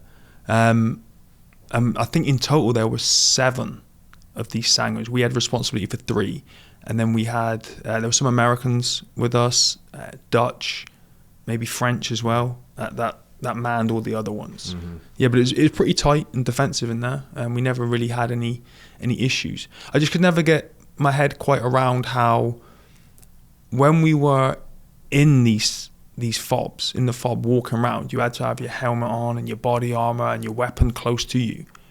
But if you wanted to go out and do a run, you could run around the whole thing in shorts and no t-shirt. So I'm just like, this makes no sense to me. Like, I'm still in as much danger as I would be, but I can run around in a pair of shorts and trainers and that's it. But yeah, luckily nothing bad happened. We did, however, and I think it was the Americans, they spent a long time building, because we were living in these pre-existing mud huts and stuff that were in the area. They had built wooden accommodation, and literally the day they'd finished it took about 3 weeks. A mortar came in straight in the middle. No one was hurt, luckily. Burnt the thing to the ground, you know. Yeah. So yeah, it was a very well defended FOB that we worked out of. You talk and you tell some stories about sort of the rules of engagement that you are following, and sometimes you'd be saying, hey, why aren't we engaging this guy, and you go through some pretty good examples of why those rules of engagement are in place and how they work. So I thought that was a really good thing to understand from your perspective. That being said, I'm going to go back to the book here. I was itching to get into a scrap and let off some steam. A mid-morning dust up against an enemy prepared to stand and fight was what we were all looking for. There was a definite competition between some of us to see who could do the best in a contact. It would put all our training to the test and give us something to tell the grandkids about. The biggest fear for all of us was landmines or IEDs. In a contact, you can fight back, use your superior skills, communications, and firepower to win. There was no way to fight an IED. All you could do was try and detect it before it detected you. Yeah, the IED threat is a nightmare. I always remember me and the lads having conversations, and we used to say, you've got to be pretty dumb to set off an IED. You know, obviously there's remote detonated ones, but because of the terrain that we were working in, it would be easy to see where that ground had been disrupted and where someone had been digging, and you know, you could see the wires and everything. And we had a lot of these conversations like, you've got to be dumb. Like, if you can't see where they've dug these in, then you're an idiot. And then, as you know, a couple of weeks later... Note to self, don't talk smack. Yeah, exactly. That's weird. It was hard. I was, in an urban environment, and man, they were good at putting in those IEDs. Really? One of the things, I'll give you an example. They would put a tire on the road and burn it. That would melt the tar. They would then remove the tar, put the IED in the ground, and then put the tar back on, and then put dust on it. And so these are literally, we call them subsurface IEDs, but they were underneath the pavement of a road. Right. With the wires running underground, off site, or they'd be a pressure plate. So it was freaking hard to identify. And in an urban environment, because in a rural environment, if you see something that's man-made, it's very suspect, right? If you see a wire, it stands out. Right. In an urban environment, there's just wires everywhere. Gotcha. There's literally wires everywhere. And there's pieces of trash and garbage, and so everything is man-made. And so therefore nothing stands out, and therefore anything could be an IED. And they put IEDs in curbs, they put them in dead animals, they just put them in everything. And it was very difficult to see. And I will tell you that I never, joked around with my buddies saying anyone who steps on an IED is dumb. Yeah. No, but our environment was different. I can imagine what you're saying, because there's just trash everywhere, and it would be very, very difficult. But there was nothing where we were. It was just sand, dust, dirt, and rocks. And we got the intelligence briefs. If there's a pile of rocks, that's their sign to each other that there's an IED close by. So we were always aware of that, always watching out for that. And it would be very easy to see when someone had dug into that ground and disturbed it. So very, very different environment. But I think I know the reasoning behind why I didn't see the one that I stood on. I'll never know. But I have a theory as to why I didn't see it. And that's because the one I stood on was in a shallow bowl in the ground. And that's where we were taking covering and given fire positions. And it had been raining prior to that. So I imagine, because it's in this bowl shape, that the rain had smoothed the surface out and made it a lot more difficult to see. But then when you look back, I think I was 24 when I was in Afghanistan, and I didn't know anything about military tactics or strategies or any of that stuff. And we had intelligence briefs, like I said, but I was very wet behind the ears and didn't understand it. Looking back on it, it makes so much sense that where they put these things, because they know that if they attack you, they're going to run to that position for cover. Let's lay the place with IEDs. If I knew that back then, I would have made a different decision. But, fortunately, you do live and learn. I wouldn't make that decision again. But yeah, I think that's what happened. The rain smoothed the area out, and it made it very, very difficult to detect. Yeah, you're out on these patrols. You covered one of these patrols in the book. You say the gravel crunched under our boots as we scanned the ground ahead for disturbance or signs of suspicious activity. The lead section was approaching a narrow footbridge across the river, giving access to the village and fields beyond. HQ was certain no Taliban had dug anything in the bridge, and it was clear for us to cross, but the blokes back at the Fob didn't have to test the theory with their own boots. As the lead section approached the crossing, we went firm on the hillside about 100 meters behind to cover them. Dinger sent 2 lads to approach the bridge and take up fire positions on either side of it. 2 more pairs went across and went firm on the far side, all quiet. The rest of the section yomped across and went firm, covering arcs in the village. I read this part just because it's just a classic cover and move situation. You're setting up a cover position, you let an element move across. That's what we all do. That's how it happens. Fast forward a little bit. We carried on Dinger section, matching our pace through the fields on our flank outside the village, hammering home the point of the patrol to show the locals we could come up their high street and hang around for as long as we wanted. We were the strongest force around. We were polite and we took nothing. We could take on the Taliban anywhere they wanted and win convincingly. We were strong enough to protect the villagers from the Taliban reprisals if they did start to lean our way. They'd better not think for a second about stashing weapons for the enemy down this high street, because we would come down here anytime we liked. We were dominating the ground, not just sitting back in the fob, waiting to cop a load of indirect fire. So that's what you're doing. You're kind of out there doing these presence patrols with the local populace. Yep. If we weren't in Fob Robinson, defending it from incoming attacks, we were out on the ground 5, 6, 7 hours a day, pushing 2, 3, 4, 5 miles out with objectives. There's an enemy location over there, go disrupt it. There's a weapons cache, go confiscate or destroy it. The usual basic kind of stuff. And they were keen. They were keen to get us out every day if we could. We suffered, I think, like most people would, manpower shortages from time to time. Silly little things like, one of the lads fell off the back of a truck and smashed his ankle up, and then a couple of lads flew out on R&R, so our manpower was down, so we couldn't always go out every day on these patrols. But whenever we had enough men to man the sangers and mount patrols, we would go out there just to maintain momentum and do whatever we were tasked to do. Fast forward a little bit. Rammers, get down here, hissed Sean Helsby. I joined a group of Marines he was briefing in an urgent whisper. HQ got ordered to a silent stand to and triple manning of the sangers. Get all your kit, get all your weapons, systems up, and get the GPMGs made ready. Once you're at your posts, no unnecessary movement outside your hard cover. So they got intel there's going to be an attack. As I approached Sanger 4, all hell was breaking loose. The crackle of multiple small arms fire opened up from outside the perimeter. It sounded very close. At the exact same instant, a GPMG in Hangar 7 let rip. The gunners overlooking the southern approach to the fob were getting hit with something or hitting something with everything they'd got. They started alternating fire, trying to put down a constant maximum of rounds without melting barrels. Whoosh! Another RPG roared overhead and smashed into the ground a few meters from the doorway to Sanger 3, clattering the sandbag watchtower. Fast forward a little bit. We heard on the battlefield radios that there was an estimated 30 Taliban attacking the fob from a position we called Dicker's Walk, a ruined compound that had been bombed to rubble in a previous tour about 300 meters from the perimeter. Every spare booty was in the Sangers putting down rounds with their rifles. Tracers streamed out of Sanger 7 and its gunners hammered the enemy.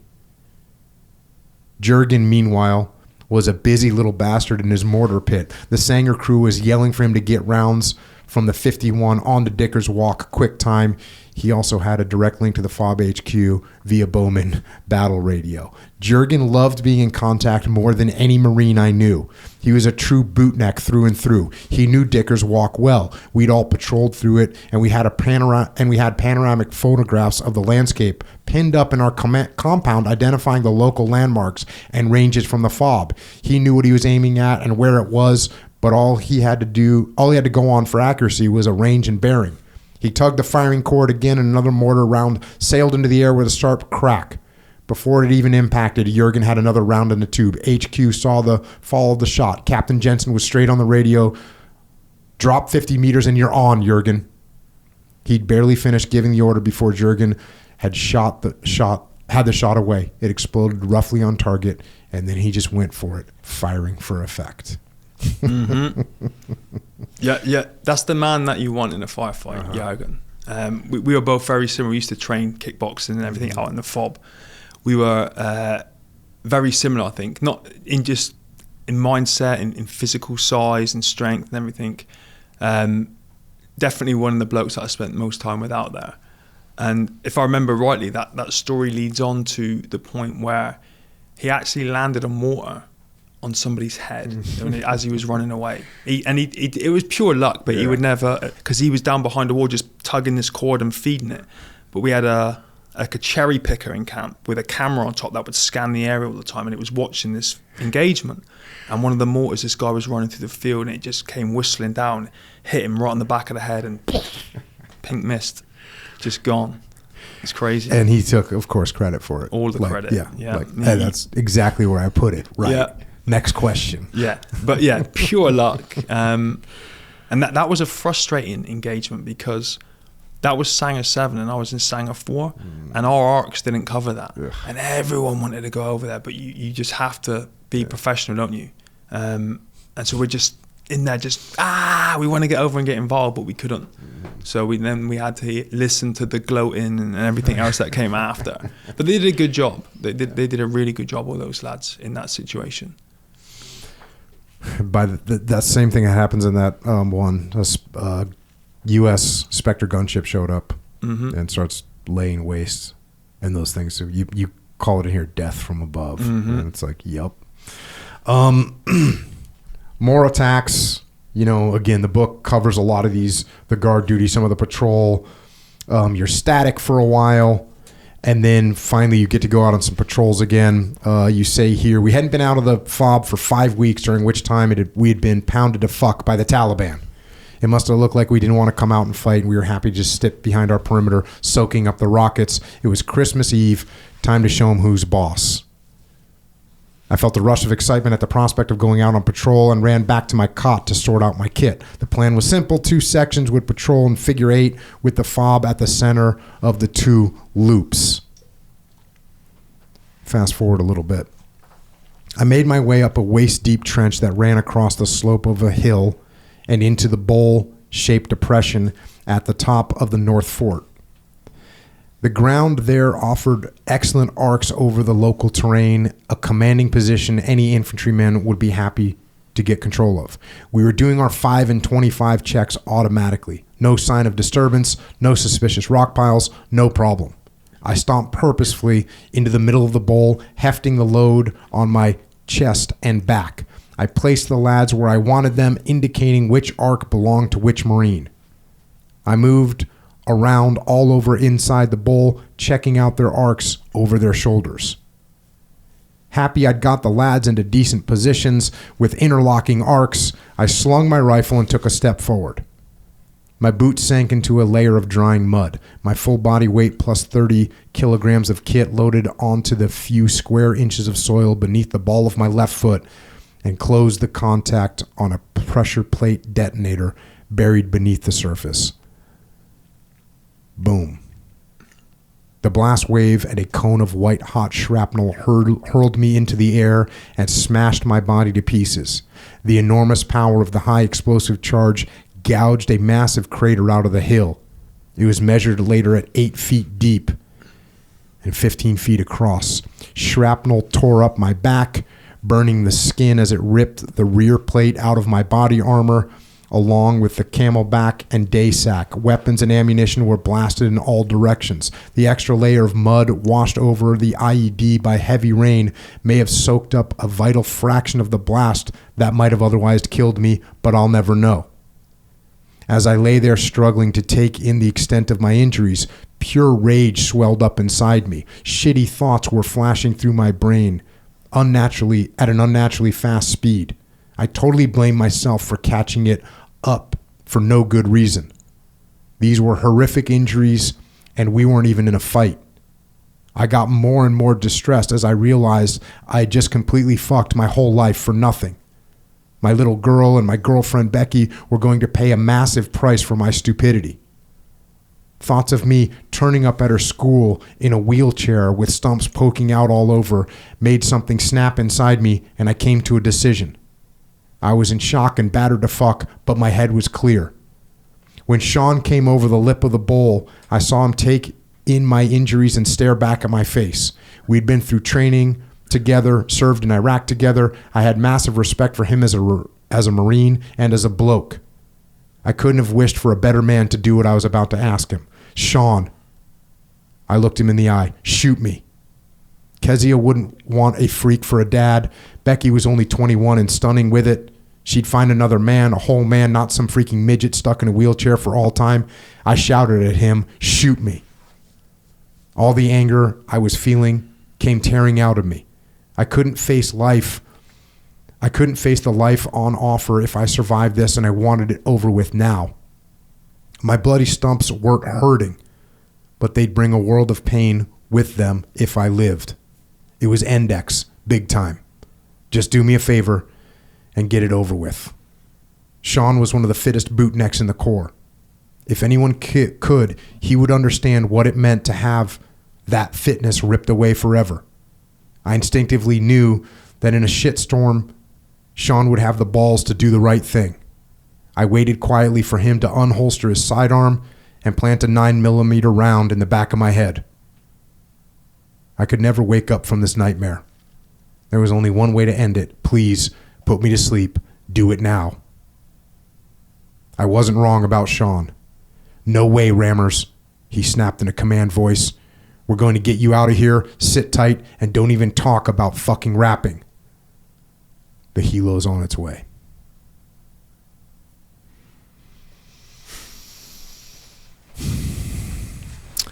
Intense. Yeah, a 8 foot deep, 15 foot around hole with 6 other devices that were unearthed when this one exploded.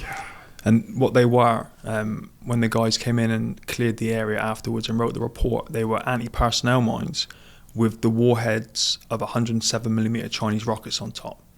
So the only thing, I know it says a little bit in the book about maybe the layer of mud from the rain had absorbed a fraction of the blast, but I think the one that I detonated must have been where the bowl kind of went up at an angle, maybe at 30 degrees. It wasn't completely underneath me, because if it was completely underneath me and went directly up, then I would have been incinerated. So it must have came at some sort of an angle as I was going to get into my fire position, which is why, you know, a lot of my body is undamaged. It was just the legs and the arm. Mm-hmm. But it's, you know, I do a lot of quote unquote motivational speaking at corporates and stuff, and I tell this story. I've told it a million times, and I always try to emphasize to people that the thoughts, feelings and emotions that you would expect to go through in a situation like that are the last thoughts, feelings and emotions that you actually do think. You know, a lot of people would think you would sit there and you'd be terrified of dying, and you would be fearful and you would be scared and panicking. None of that really came into view for me at all throughout the whole thing. I felt embarrassed to begin with, because we had these conversations about how stupid you must be to trigger an ID, and then I went and triggered one. I felt shame. I felt anger, because I had now put 7 other men in this situation where if there was a small arms follow-up attack, they were going to die and it was going to be my fault. I thought about my daughter and Becky, and instantly thought, and this all happens in seconds, right? This is probably all these thoughts, feelings and emotions within 5 seconds. I instantly thought, right, well, their lives are ruined, because they're going to be lumbered with me now. And, you know, I didn't know what it was like living as a disabled person. I just imagined people would push me in a wheelchair and wash me and feed me and dress me and all these things. And I didn't want that for anybody, let alone my girlfriend, now wife, and my firstborn child. So that's why I asked Sean to do that. You know, I'm like, and I thought he'll understand, because if he was in my situation, he'd be the same. So I took my helmet off and I threw it to the side. And I just thought, I imagined it was just going to feel like getting punched in the back of the head, and then, you know, lights out. So I just sat there, relaxed. And that was a strange thing as well. I was very relaxed throughout the whole thing. My adrenaline had spiked. You know, my fight or flight had kicked in.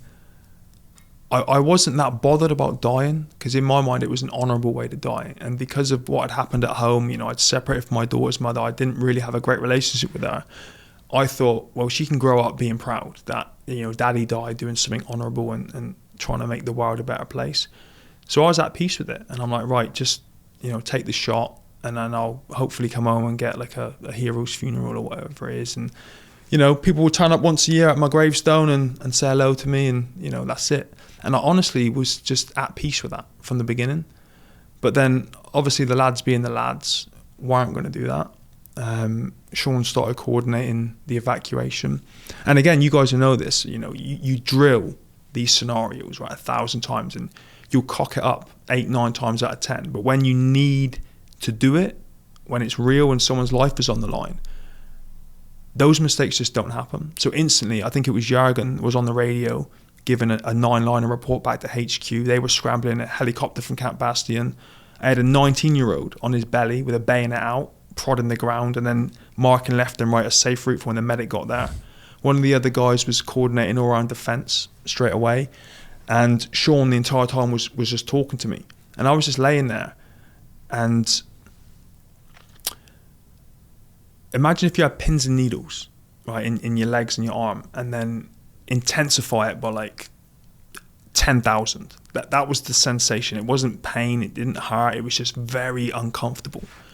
And Sean was talking to me the entire time, and I remember closing my eyes and the sun was beating down on my face, and I just pretended I was on a beach in Spain. And it's so strange to explain this to people, but I felt calm and relaxed, and I was just like, cool, what's going to happen now is I'm going to pass out and go to sleep like I would every night, only this time I'm not going to wake up. And then I started to feel extreme exhaustion, like the most tired I've ever been in my life. And then the medic got to me very, very quickly, because we were just finishing up that patrol. We were like 200 meters from the front gate. The HQ compound was inside the fob. He got out to me, scrambled up onto this high feature, jumped into this crater that I was in via that safe route what the guy had marked for him, put tourniquets on my legs. He then asked me to tighten the tourniquet on my arm to keep me conscious and responsive, because I was in and out at that point. He put his hands under my armpits, and he had the stretcher was like, from what I remember, like a tablecloth with handles, because we're in this huge bow, you couldn't use the rigid version. And he put his hands under my armpits and he dragged me over to the stretcher. And then I felt pain. And it was like a stabbing sensation in my right leg. Well, I imagine, if you put a screwdriver under your kneecap and just started ratcheting down on it, that's what it felt like. And I looked down, I asked him, stop, put me down. Looked down to my leg, and coming out of my thigh was like a thin piece of rope or string covered in blood and sand and dirt, and it went into a boot, into my boot. I don't know why I did this, but I picked it up and I looked inside it, and my foot was still in there. So the medic took it, he put it on my stomach. My left leg was completely gone. My right leg was gone. The upper and lower bones were gone. My hand was still intact, but it was just like a big floppy mess. So he put the leg and the arm onto my stomach. And then I have no idea how he got me out of this crater, avoided the 6 other IEDs, got down off the high feature, but he did. And then he put me into the back of this vehicle called a Super Cat that was waiting for us. Now the driver was Bob Toomey, the Sergeant Major. He's driving along. We're getting thrown all over the back of this thing because of how rough the terrain is. And I remember I didn't have my helmet on at the time, and I remember smashing my head off the side of it. And at this point, I was just they were talking to me, and I was just kind of groaning, like to reply, let them know I wasn't dead. I couldn't really say anything as I was trying to process everything that was going on. And as we were climbing up the incline to go into the front entrance of camp, because of how loose the terrain was and how big the holes and dents in the ground were, you had to be quite aggressive with the driving. And Bob, the Sergeant Major, had done this before. And so he got to a point where he had to hit the accelerator and then bank to the left a little bit. And as he did, and we hit like a pothole, the medic that had saved me fell out the back. Now I fell out after him, but as the bottom of my back hit the kind of tailgate of the vehicle, the guy driving swung around, reached out and just grabbed whatever he could grab to kind of hold me half in, half out the vehicle. And he ended up grabbing my femur that was coming out of my right leg. Now, he left the medic because that other section of 8 men that we had left with earlier in the day were at the bottom of the incline, so he was safe. He had 8 heavily armed men to look after him. He drove me through the front gate, right way through our compound, through camp to the HLS. And the last thing that I remember is this Chinook landing, the sandstorm that's created from the propeller blades, and then the heat of the exhaust, which is the point where I blacked out, and later on found out that was one of the times that they had declared me as dead. So I don't remember anything after that point. Yeah, actually the documentary has pictures of your injuries. Mm-hmm. And I read the book first, and so I read that section about how he's grabbing your femur. Mm-hmm. And in your mind you're thinking like, well, what does that what does that actually look like? And then I saw the pictures of your wounds, and it's like, yep, there's his raw femur sticking out like a damn baseball bat, basically sticking out. That's what he grabbed to keep you in there. So you stayed conscious for a pretty long time. Yeah. Are you thinking you're going to die? Never. It's.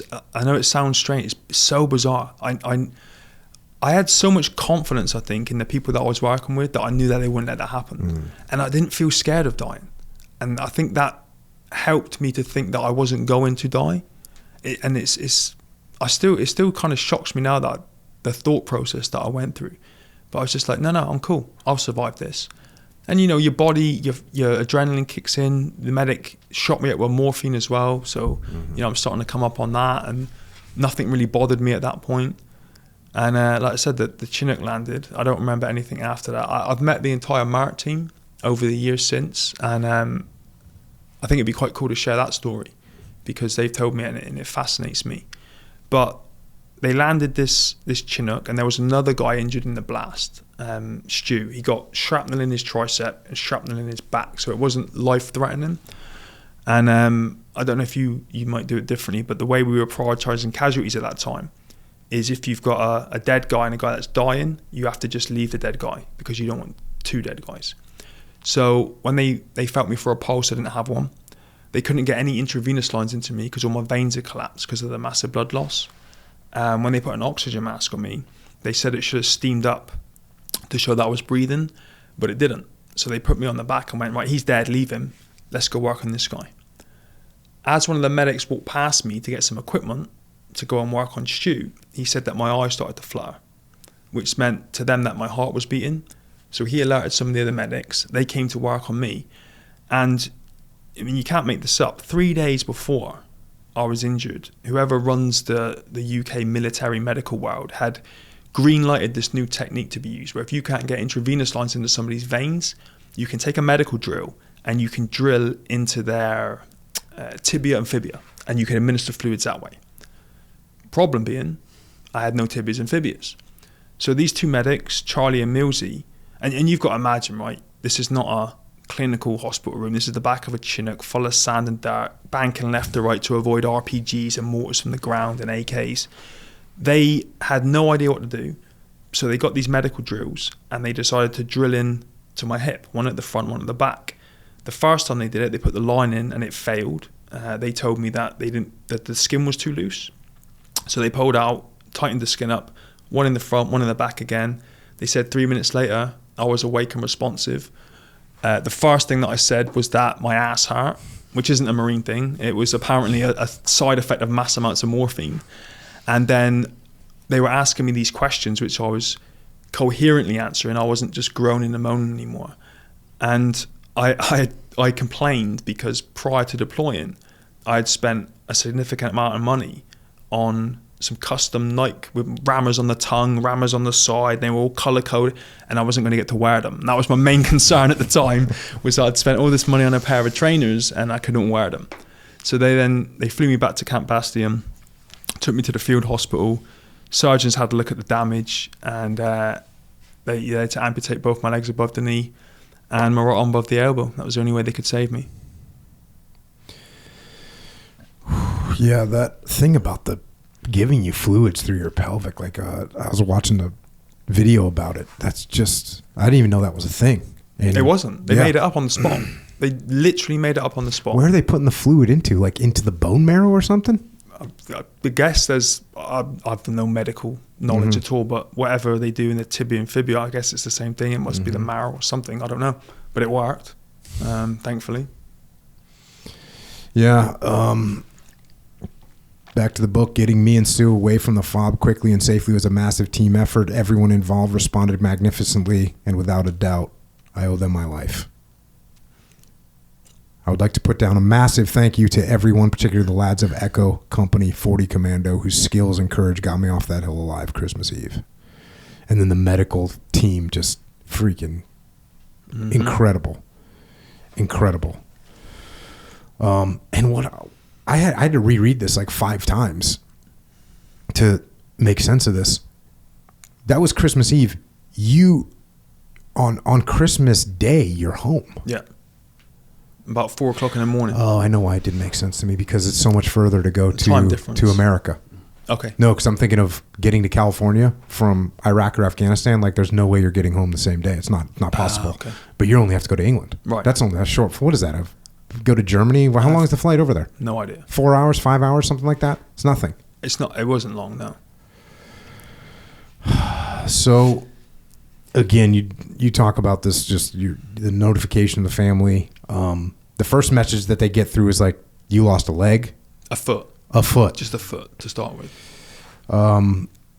You get home, your parents go in to see you.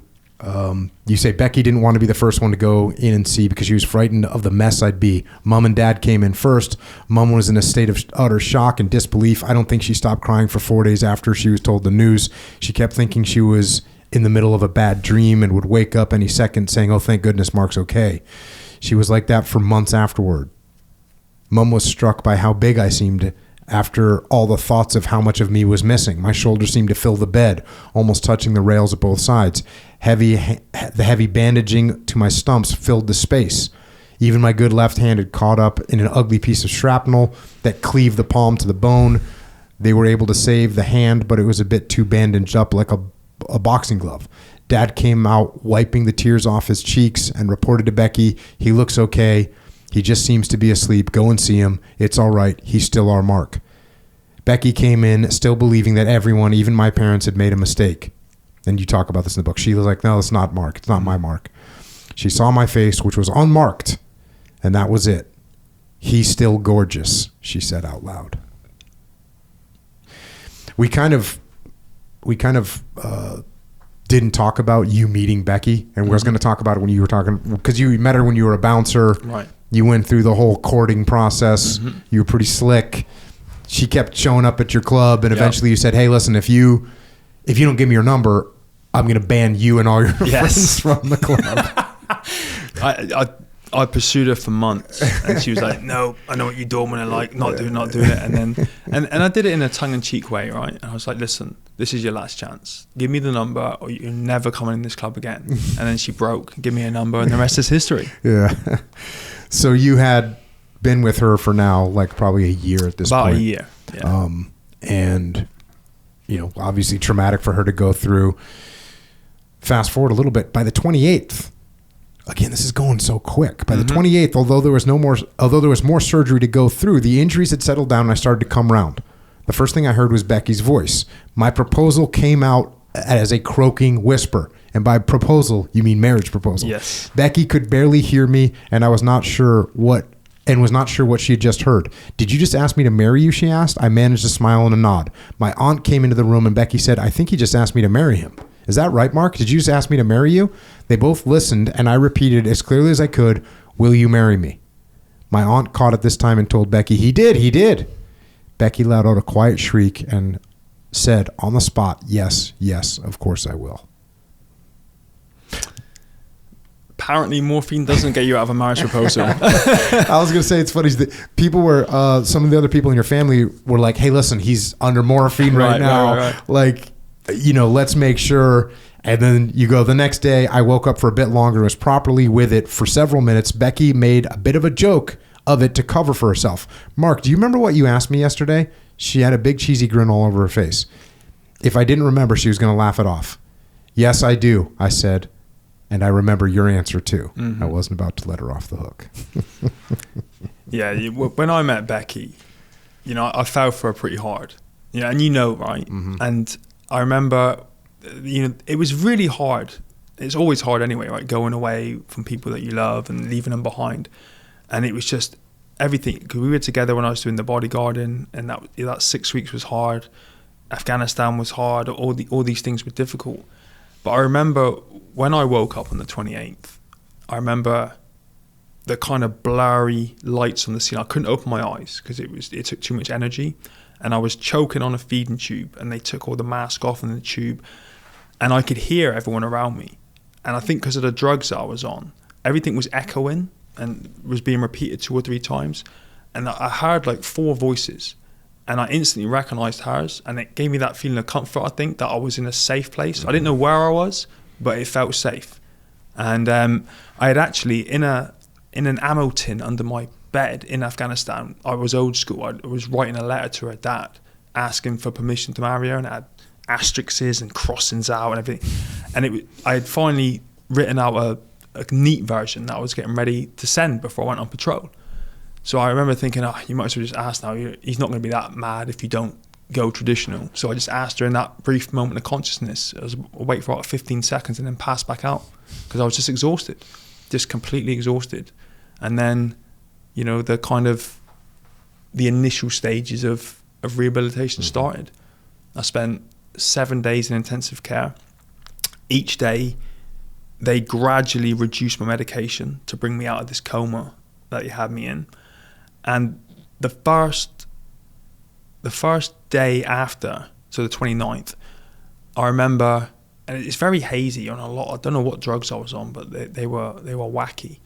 And I remember thinking to myself, I've just lost a few toes, and I think it was fingers. And then the next day, it was like, it's both my feet and some fingers. And bit by bit, day by day, I was gradually understanding it until day 7 came. And I pulled my right arm out from under the bedsheet and scratched my nose because I was right-hand dominant before. And I'd been doing that, or scratching my torso or whatever, for the entire week. And as I pulled my arm out, I started to giggle. And the nurse was like, what are you laughing for? And these drugs have been making me hallucinate all week. I had like a 8-foot bottle of ketchup in the corner of the room. I got visited by Will Smith. I had a forklift truck in my room at some point. And so as I pulled my arm out and started to giggle, she said, what are you laughing at? I said, I'm hallucinating again. It looks like my arm's falling off. And she just gave me that look. And I was like, okay, you don't need to tell me. And on like day 7, I had a full understanding. It's both legs above the knee, right arm above the elbow, couple of burns and shrapnel wounds, and that was it. And then on the evening of day 7, they took me out of intensive care, moved me upstairs in the hospital to what was called the burns and plastics ward, and that was when I was to start the real road to recovery after that. You have this this section in here that I want to read. It. You say, what can you say? We all did a lot of crying, but in the end, tears are no use.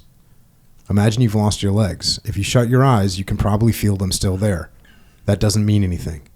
I could feel my fingers and toes for weeks after the explosion. Open your eyes and take a look. Still there? Good. Now imagine every time you opened your eyes to check your legs, all you saw was a pair of stumps.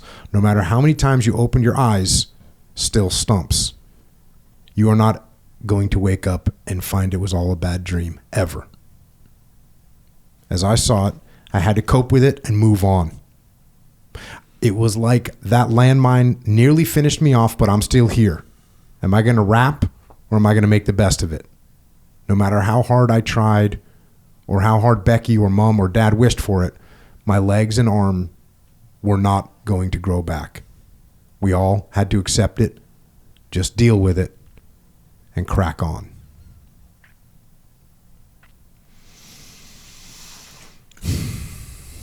Deal with it and crack on.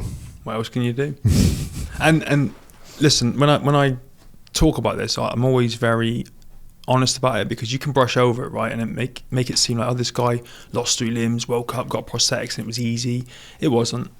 It wasn't. Like, mentally trying to figure that out. I'm 24 years old, went from 6'2" and nearly 200 pounds to 3'5", and while I was in intensive care, because of the limb loss, the infections I was fighting off, I was under 9 stone in weight. Right now I'm 60 kilos without my limbs on, so I was probably 50, or less than that. And it was a lot to deal with. And in those first 3 weeks, there was a lot of false positivity. I remember thinking, I need to be positive for Becky and my family, even if I'm not. And then hopefully, when I'm feeling down, they'll be positive, and we'll just bullshit our way through it, which worked for like 3 weeks. And then this guy knocked on my hospital room door. He wasn't part of my immediate team. I'd never met him before. I could see his face through the glass in the door. And he came in and he introduced himself.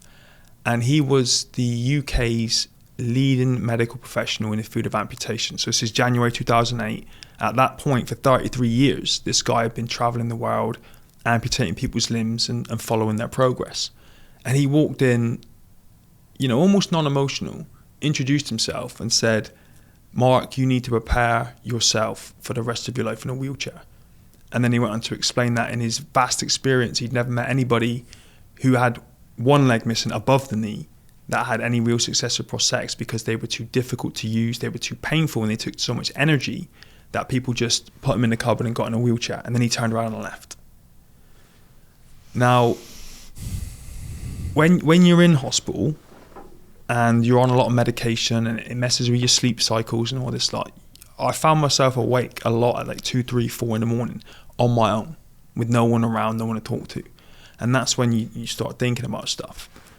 And I started thinking about, how much life I had left ahead of me, 70, 80 years, whatever it is, the condition I was in, what this guy had told me. And, it was difficult to process. And I'm always very honest when I do talks and things, and I say this. I contemplated suicide that night, and I will never, ever make light of, people that have suicidal thoughts or anything, but this is just how I dealt with it. I remember laying in bed at about 3 a.m, and this isn't relevant, but I was super constipated, so that was adding to everything as well and making me feel like crap. But I remember just laughing to myself, thinking, I can't even cut my own wrists. I didn't know how to actually commit that act. But I was just going through things that I'd seen in films, and I'm like, you can't even do that. And I had a little chuckle to myself. And that kind of brought me out of it a bit. And then I got up the next day and I was like, right, let's just figure this stuff out. There's got to be some sort of life after this. About 6 days later, another guy knocks on my hospital room door. And again, I didn't recognize him. He wasn't part of my immediate team, but I was feeling better, so I invited him in. And he opened the door and he came walking in on a set of prosthetic legs. He was a double above knee amputee. He had both his arms, but had lost both his legs in Iraq. He had the rear door of a vehicle open, and a suicide bomber detonated and took both his legs up above the knee. He sat with me for about 6 hours, and he took his legs off and he put them on. He talked through all the Bluetooth technology and the CPUs and the fitting process for the sockets and how you get cast for your prosthetics. He talked me through his entire story and journey. At that point, he was still in the British Army. He was a father, and he was on the Paralympic snow sport team. And he was a part-time prosthetic user. But he'd walked into my room, no wheelchair, no support, no carers or anything. And after about 6 hours, he got up and left. And my morale went through the roof, because I had physically seen with my own eyes somebody in a similar situation to me that was out there living. And from that moment, I thought, okay, cool. All I need to do is get these prosthetics, follow a similar process to what this guy's gone through, and then I'm going to achieve similar results. So I got a laptop brought in my room, and you remember dongles? The way you used to get on the internet with a USB before Wi-Fi, I think. So I got a laptop and a dongle, and I started researching prosthetics, amputees, amputations. And although Mick was similar to my injuries, they weren't identical. So I was trying to find somebody who was a triple amputee, who was out there living, who hadn't just resigned himself to life in a wheelchair.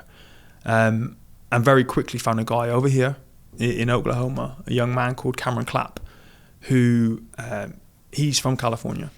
He was hit by a train in 2002 and lost both his legs above the knee and his right arm through the shoulder. And I saw what he was doing, and it was phenomenal. And it was everything that in my mind, in those early days when I didn't understand my situation properly, it was everything in my mind that I wanted to do, but all my team were telling me wasn't possible. So I spent a lot of time watching his videos, following his social media, reading his blogs and his news articles and everything, just trying to understand this guy a bit and to figure out how he had done it. And eventually I sent him an email and I told him my story, and I didn't think he would bother replying, because from what I saw, he was flying all over the US, giving talks to schools. He was still surfing and doing these mini triathlon events and all this cool stuff. But he got back to me within the week. He then introduced me to his team down in Oklahoma, who had built his prosthetics for him, and they developed a specific training program for bilateral above knee amputees, because it's, apart from being amputated through your hips, it's the hardest form of amputation. And like that doctor told me, he was right, most people just quit because it's too hard. So he had been through this process, he had developed the process, he was the guinea pig for it, and he introduced me to this team, and they all started giving me advice and information and tips on how to improve my independence when I was at rehab. And it was brilliant, because I would go into rehab and have meetings with my team on a Monday morning, and they had sketched out what they wanted me to achieve by Friday, and we were doing it by Tuesday because of the extra help and support I was getting. So, and I don't know if I mentioned it earlier, but I was the UK's first triple amputee. So there was no path. You know, Mick had been through as a double above knee amputee, but no one had dealt with a triple or more. So that made it that bit more challenging, because there was no set path for me and no one knew what to do with me. And I understand it now looking back, it was frustrating at the time, but they were wrapping me in cotton wool to protect me and to protect themselves, in case I pushed things too hard and hurt myself and had to have surgeries and all this kind of stuff. But the help and support that I got from mentors and professionals just accelerated my rehab exponentially. We actually had a guy on this podcast named Jim Searlesley, who was in Vietnam. I think I know him. He died recently. Well, actually, it's not that recent. It's a couple of years ago he died. But he was a triple amputee from Vietnam. Okay. And he lost his legs like at the hips. Like there was no prosthetics to put on him. But his attitude was freaking awesome. And he just got done, got out of Vietnam. He had 1 month left in his tour. It was a 1-year tour back then. He was in the Army. Had about a month left and was out set. Actually, he had just placed his guys in a perimeter and was walking the perimeter and stepped on a landmine. It blew up. His attitude, like he came home. I think he did however many months of rehab, learning how to use his wheelchair, learning how to do all the things that he needed to do, and then he started a roofing company. That's crazy. Got into real estate. He had a bunch of he got married, had a bunch of kids, grandkids. Yep. Just like an amazing human being. Attitude was just freaking spectacular. But a huge thing that he said, which is the exact same thing that you say in the book and what you're saying today, was he knew that there was nothing he could do about it. Like there was nothing he could do. There was the chances of him getting his legs back and his arm back were zero. Right. So what is he going to do? He's going to go start a roofing company, go have a bunch of kids, and just get after it. And that's what he did with his life. Yep. And just an amazing human being. But that attitude of, people ask me sometimes, the book Extreme Ownership and the attitude of extreme ownership. Well, how do you take ownership of something like that? How do you take ownership of this situation? Oh, you take ownership of how you respond to it. What are you going to do? Are you going to curl up into a ball and, look for sympathy? Or are you going to crack on? And clearly your attitude is freaking outstanding. So very cool to hear. And then you started talking about some of the technology here, and I'm going to fast forward a bunch of the book. Look, hey, get the book, everybody, because you go through a lot of those trials and tribulations of what it's like, the rehab, the reintegration with your family, all those things. It's very moving to read about. You get to this point where you say, I worked my arse off. Sorry, you're British, so.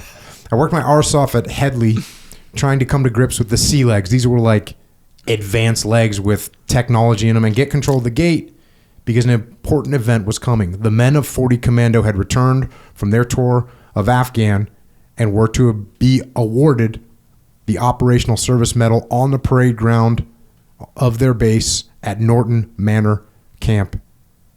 My 10-week service in the Afghan meant I'd earned the right to receive the medal alongside them. I was now walking lengths of the physio department on my sea legs with a quad pod walking stick with 4 rubber-coated feet on the end of it. My knees were bending most of the time, and getting out of the bars, those are the parallel bars, made a massive difference because I was less worried about getting tangled up and going arse over tit. It was still a struggle, but I was getting somewhere. An idea popped into my head. The parade ground at Norton Manor was flat. The whole base was flat. The only thing to stop me walking there would be a couple steps up to an office or the steep slope behind the front gate. That's it. I promised myself I'm going to walk onto that parade ground. I will stand to have that medal pinned on my chest like any other boot neck. And that's what you're training for. You also have a bunch of stuff in here. Prince William and Prince Harry, they come to Headley Court. You're on this city salute on the BBC with Jeremy Clarkson, which I have to bring up because my family like is obsessed with Clarkson's Farm and Top Gear and what's the new one? Top Gear got replaced with the Grand Tour. Oh yes. So my family's very into Jeremy Clarkson. This buddy of yours, Ben McBean, he was another amputee. Yes. And you guys are getting ready for this ceremony. Mm-hmm. And you say a week later, Ben McBean and I got ready for the medal ceremony in the sergeant's mess at Norton Manor Camp, home to 40 Commando. We had our desert rig uniforms over our prosthetic legs, and we're sitting in our wheelchairs. The Royal Marines band struck up, and the men of 40 Commando marched in their positions and were brought to attention. They knew I was going to try to walk and stand shoulder to shoulder with my colleagues through the whole ceremony. Through the whole ceremony, I was fretting that I would stack it, get hurt, and never forgive myself for making a tit of myself. Mm-hmm. In addition to that, they were looking at hundreds of Marines who'd come home without a scratch from the Afghan, hoofing suntans, and had enough war stories to last a lifetime. Looking at them and looking at me gave my family a couple of tough moments, I think. Everyone on that parade ground knew how lucky Ben and I were to be there at all. We'd been given a second chance and had lives to live thanks to the courage, skill, and hard work of so many people. We certainly knew how lucky we were, especially when we remembered 3 men from 40 Commando who would never be coming home. My friend Corporal Damien Mulvihill, am I saying that right? Yes. Who was 32, stepped on an IED during a patrol near 2 months after I was blown up. He died instantly. I'd worked with Damien in the air defense troop at Stonehouse before the Iraq War, and he was a top bloke. In combat, he was a natural leader, one of the best section leaders in 40 Commando. He never flapped no matter what was going on. He won respect up and down the chain of command for the way he looked after the lads in his section.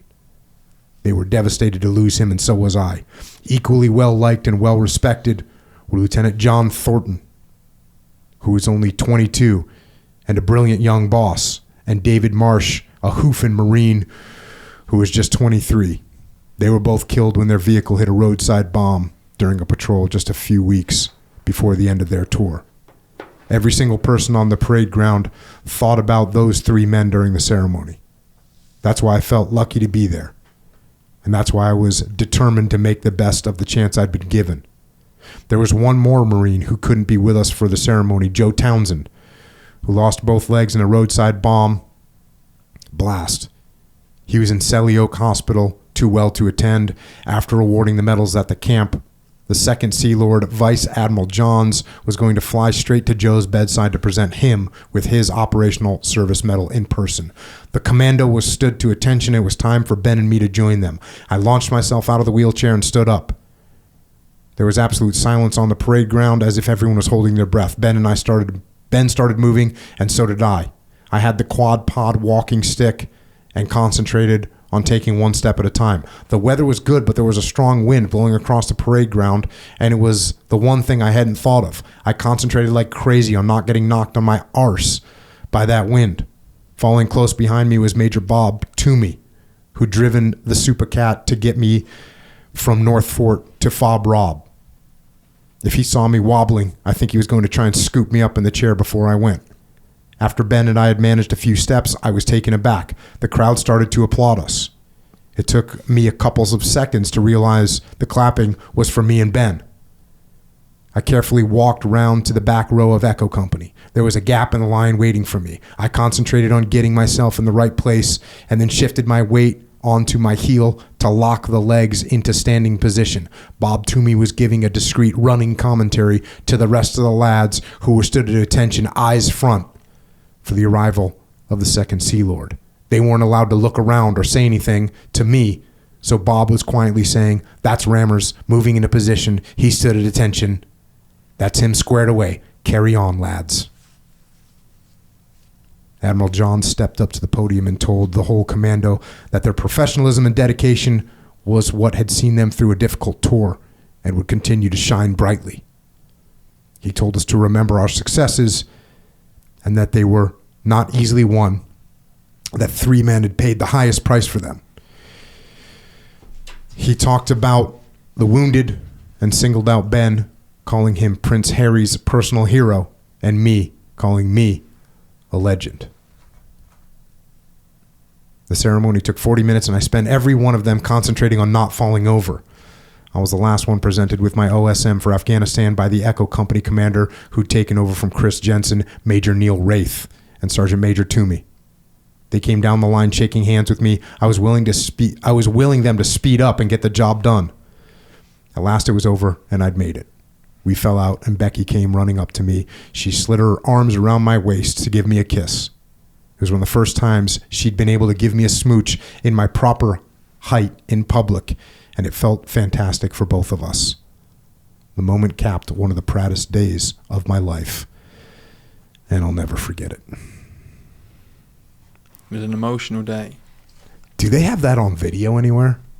I think the media do, because the place was swamped with local and national media. But you know, when I left hospital I only did 6 weeks in hospital. I had 3 surgeries, 6 weeks, and then went straight to rehab.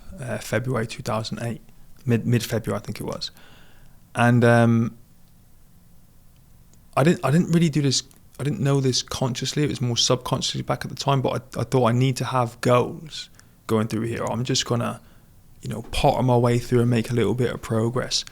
And the lads still had about 5 weeks out in theatre, and then when they came home they were going to get like 10 weeks leave. So I thought, okay, I've got enough time to train to get to a reasonable standard of walking where when this day comes around I can stand on the sidelines, walk on the parade ground, stand shoulder to shoulder with these guys and get this medal standing. Because I knew that everybody was going to expect me to be pushed on in a wheelchair, and I'll be honest, the main motivation was to show the world that were watching what it means to be a Royal Marines Commando. Because in a lot of our marketing campaigns and adverts and recruiting, they always talk about it's a mindset. It's not just about the physical side. We talked about it earlier, being cold, wet, tired, hungry. It's the mindset. So I wanted to show the world what that actually meant. But I also wanted to make a bunch of the lads cry. And I knew they would do it, right? Because it's like everyone's big, rough, tough, hairy, smelly, hardcore. But in certain situations like that, they will break down and cry. And a bunch of them did. And I felt so good about that. But it was such a driver for me. Because I'd get up in the morning in rehab and I'd have blisters on the ends of my legs. And being on prosthetics throws your whole body alignment out, especially if they're not set up right. So my lower back would constantly be in pain. The sockets on my leg come up to my groin and they would constantly cut and I'd be bleeding all the time. So there were lots of days when you get up in the morning, you're like, I don't want to do anything. I just want to get in the wheelchair, have some breakfast, go to some occupational therapy thing and play chess with my prosthetic arm, and that's it. I don't want to put the legs on. But I put a little bit of pressure on myself with that event and the date that was set for it, and my reasons behind wanting to do it, to push myself when I felt like crap, to get out and do something. And I just thought, even if I just take one extra step and improve by 1%, at least I'm getting closer. And even if the day comes around and I completely cock it up and I fall over and whatever, none of that really mattered. What mattered was the switching mindset, having that goal and then just doing whatever it took to achieve that goal. And once I did that, I came home that day. I went back. I only live an hour, 20 minutes away from where the camp was. And I started reflecting on this period of rehab and that actual day. And just kind of like a light bulb went off. And I thought, this is what I need now. This is how I'm going to achieve things in my life, whether it's personal, professional, whatever areas of my life, fitness, finance, family, career, whatever's important to me, I need to set goals in those areas. You know, some can be short term, some long term, some easy to achieve, some more challenging to achieve. But this is what's going to keep me in a positive mindset and keep me driving forward. And I think that's where a lot of people might get things wrong, and they get in that negative headspace and they turn to alcohol and substance abuse. I never felt I had the chance to get in a negative mindset, because I was always looking from that point on, what do we do next? What do we do next? What do we do next? What do we do next? And just kept setting these challenges and goals, and then developing some sort of plan, and then just executing as much as I could. And I've been doing that ever since then, 15, 16 years later, whatever it is, just setting these goals and figuring out how to achieve them, and it's kept me straight and true and on the right path. Yeah, you end up staying in the Marine Corps, in the Royal Marines for a while, and I'm going to fast forward a little bit here. Becky and I were married on 2 May 2009, 16 months after my accident, at a beautiful 800-year-old country mansion called Manadin House. Yes. Set in 5 acres of grounds. The ceremony was conducted by the Plymouth Registrar on the porch of this magnificent old building, and the sun blazed down all day. My best man was my dad, Paul, and my unofficial best man was Bob Toomey, who was helping to look after me and all my gear. And I'll close out the book with this right here. We danced in front of all of our guests. As we turned on the floor, Becky's eyes were shining, and as the song finished, all the guests roared applause. There wasn't a dry eye in the house. 16 months earlier, smashed to bloody bits in the back of a Super Cat at Fob Rob, I told Dave the medic that my dancing days were over. With my beautiful bride Becky by my side, I'd shown everyone I'd been wrong about that. My dancing days were only just beginning. So,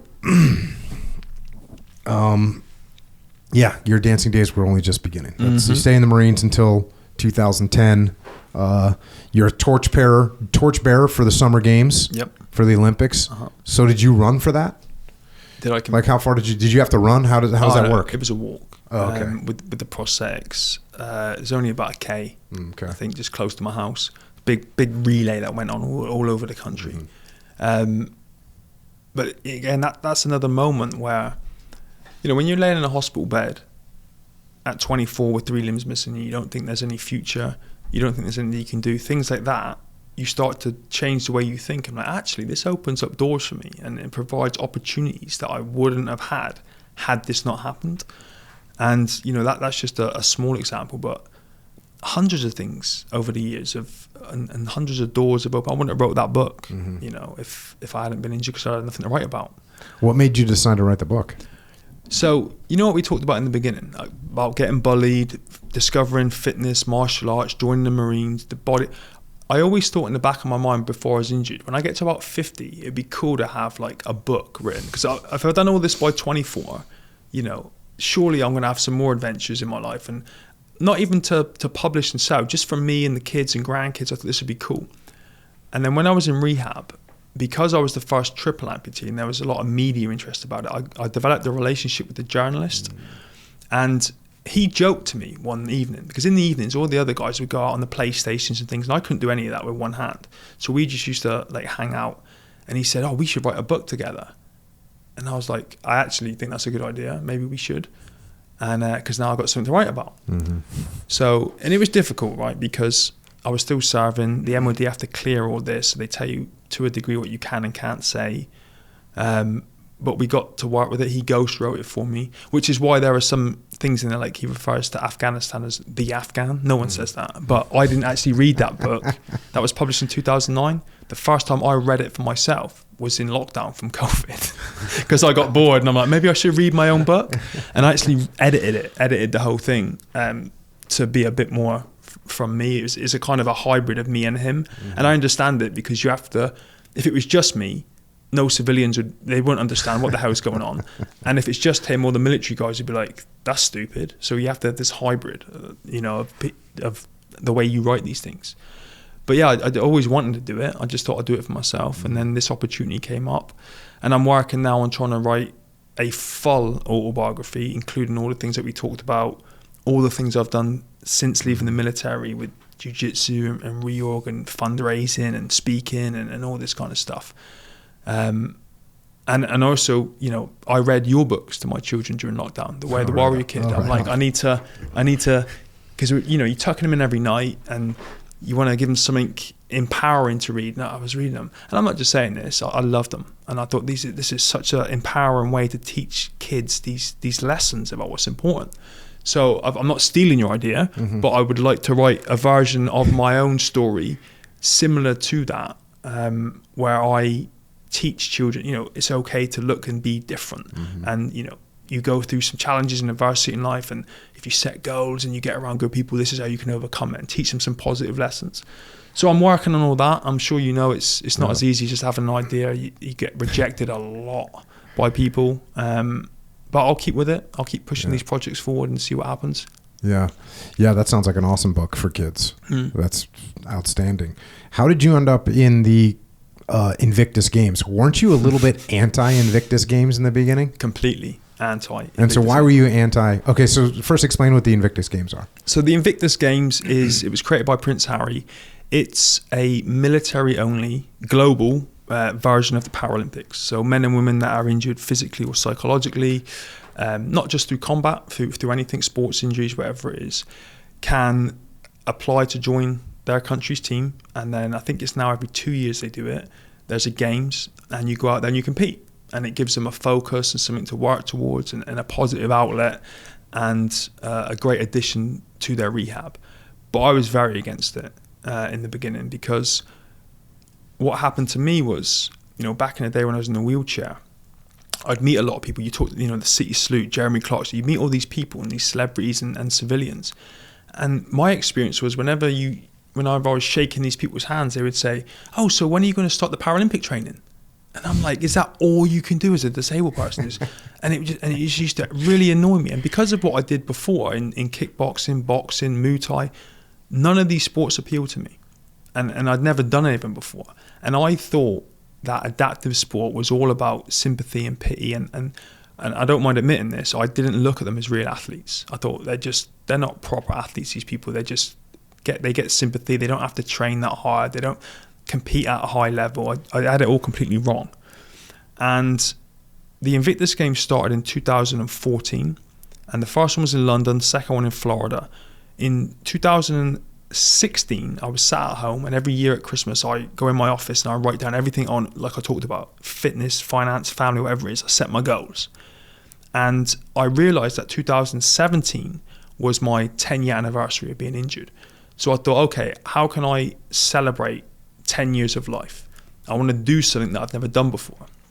And I sat in my office and I closed my eyes, and I kind of envisioned like a puzzle, and like one piece said career, one piece said family, one piece said health, and there were several pieces, and the middle bit was missing. I'm like, what haven't I done in these 10 years? And it was sport. I had trained in a gym, you know, I'd kept myself fit and healthy, and I'd done bits and pieces, but I'd never done sport. And I had seen the Invictus Games over the previous 2 years, and I'd seen people that I'd gone through rehab with go out and compete, and I'd see them win medals, and I thought that was fantastic. But when the cameras were off, what I saw was them regain their confidence, reintegrate with their family, be excited for the future and transitioning into the civilian world and getting a career. So I thought, well, maybe there is something in this. Maybe it's not what I thought. So I applied. I never thought I'd have any chance of making a team, because there's 780 people applied that year, and there are 72. Just from the UK, you mean? Just from the UK. And there's 72 spots in the team. I had never been to a single sporting event in that 9 years.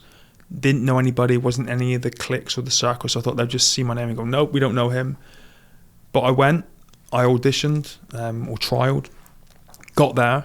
And I remember one of the events I competed in was indoor rowing.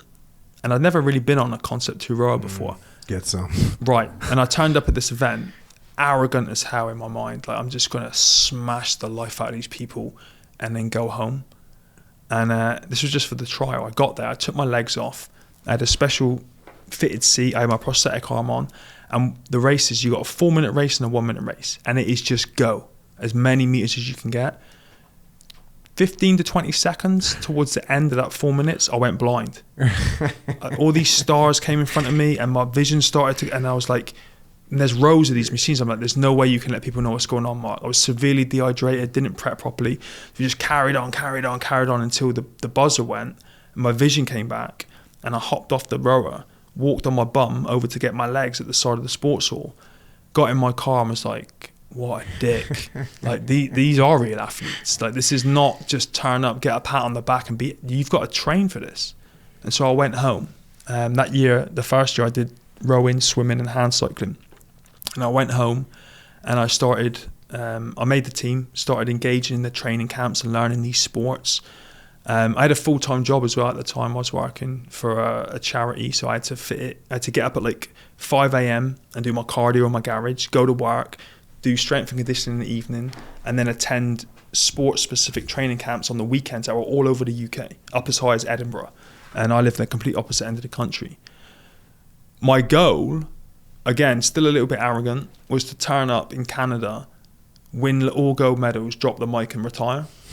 And I got there and I failed that first year. I got 2 silvers, 2 bronzes, and then they give out an award for, it's one athlete from every nation, so there was thousands of athletes. They give out 1 award for the best team and then 1 award for outstanding athlete, and I managed to bag that as well. But came home, and I have an ex-army friend who, as like a side hustle, he frames military memorabilia.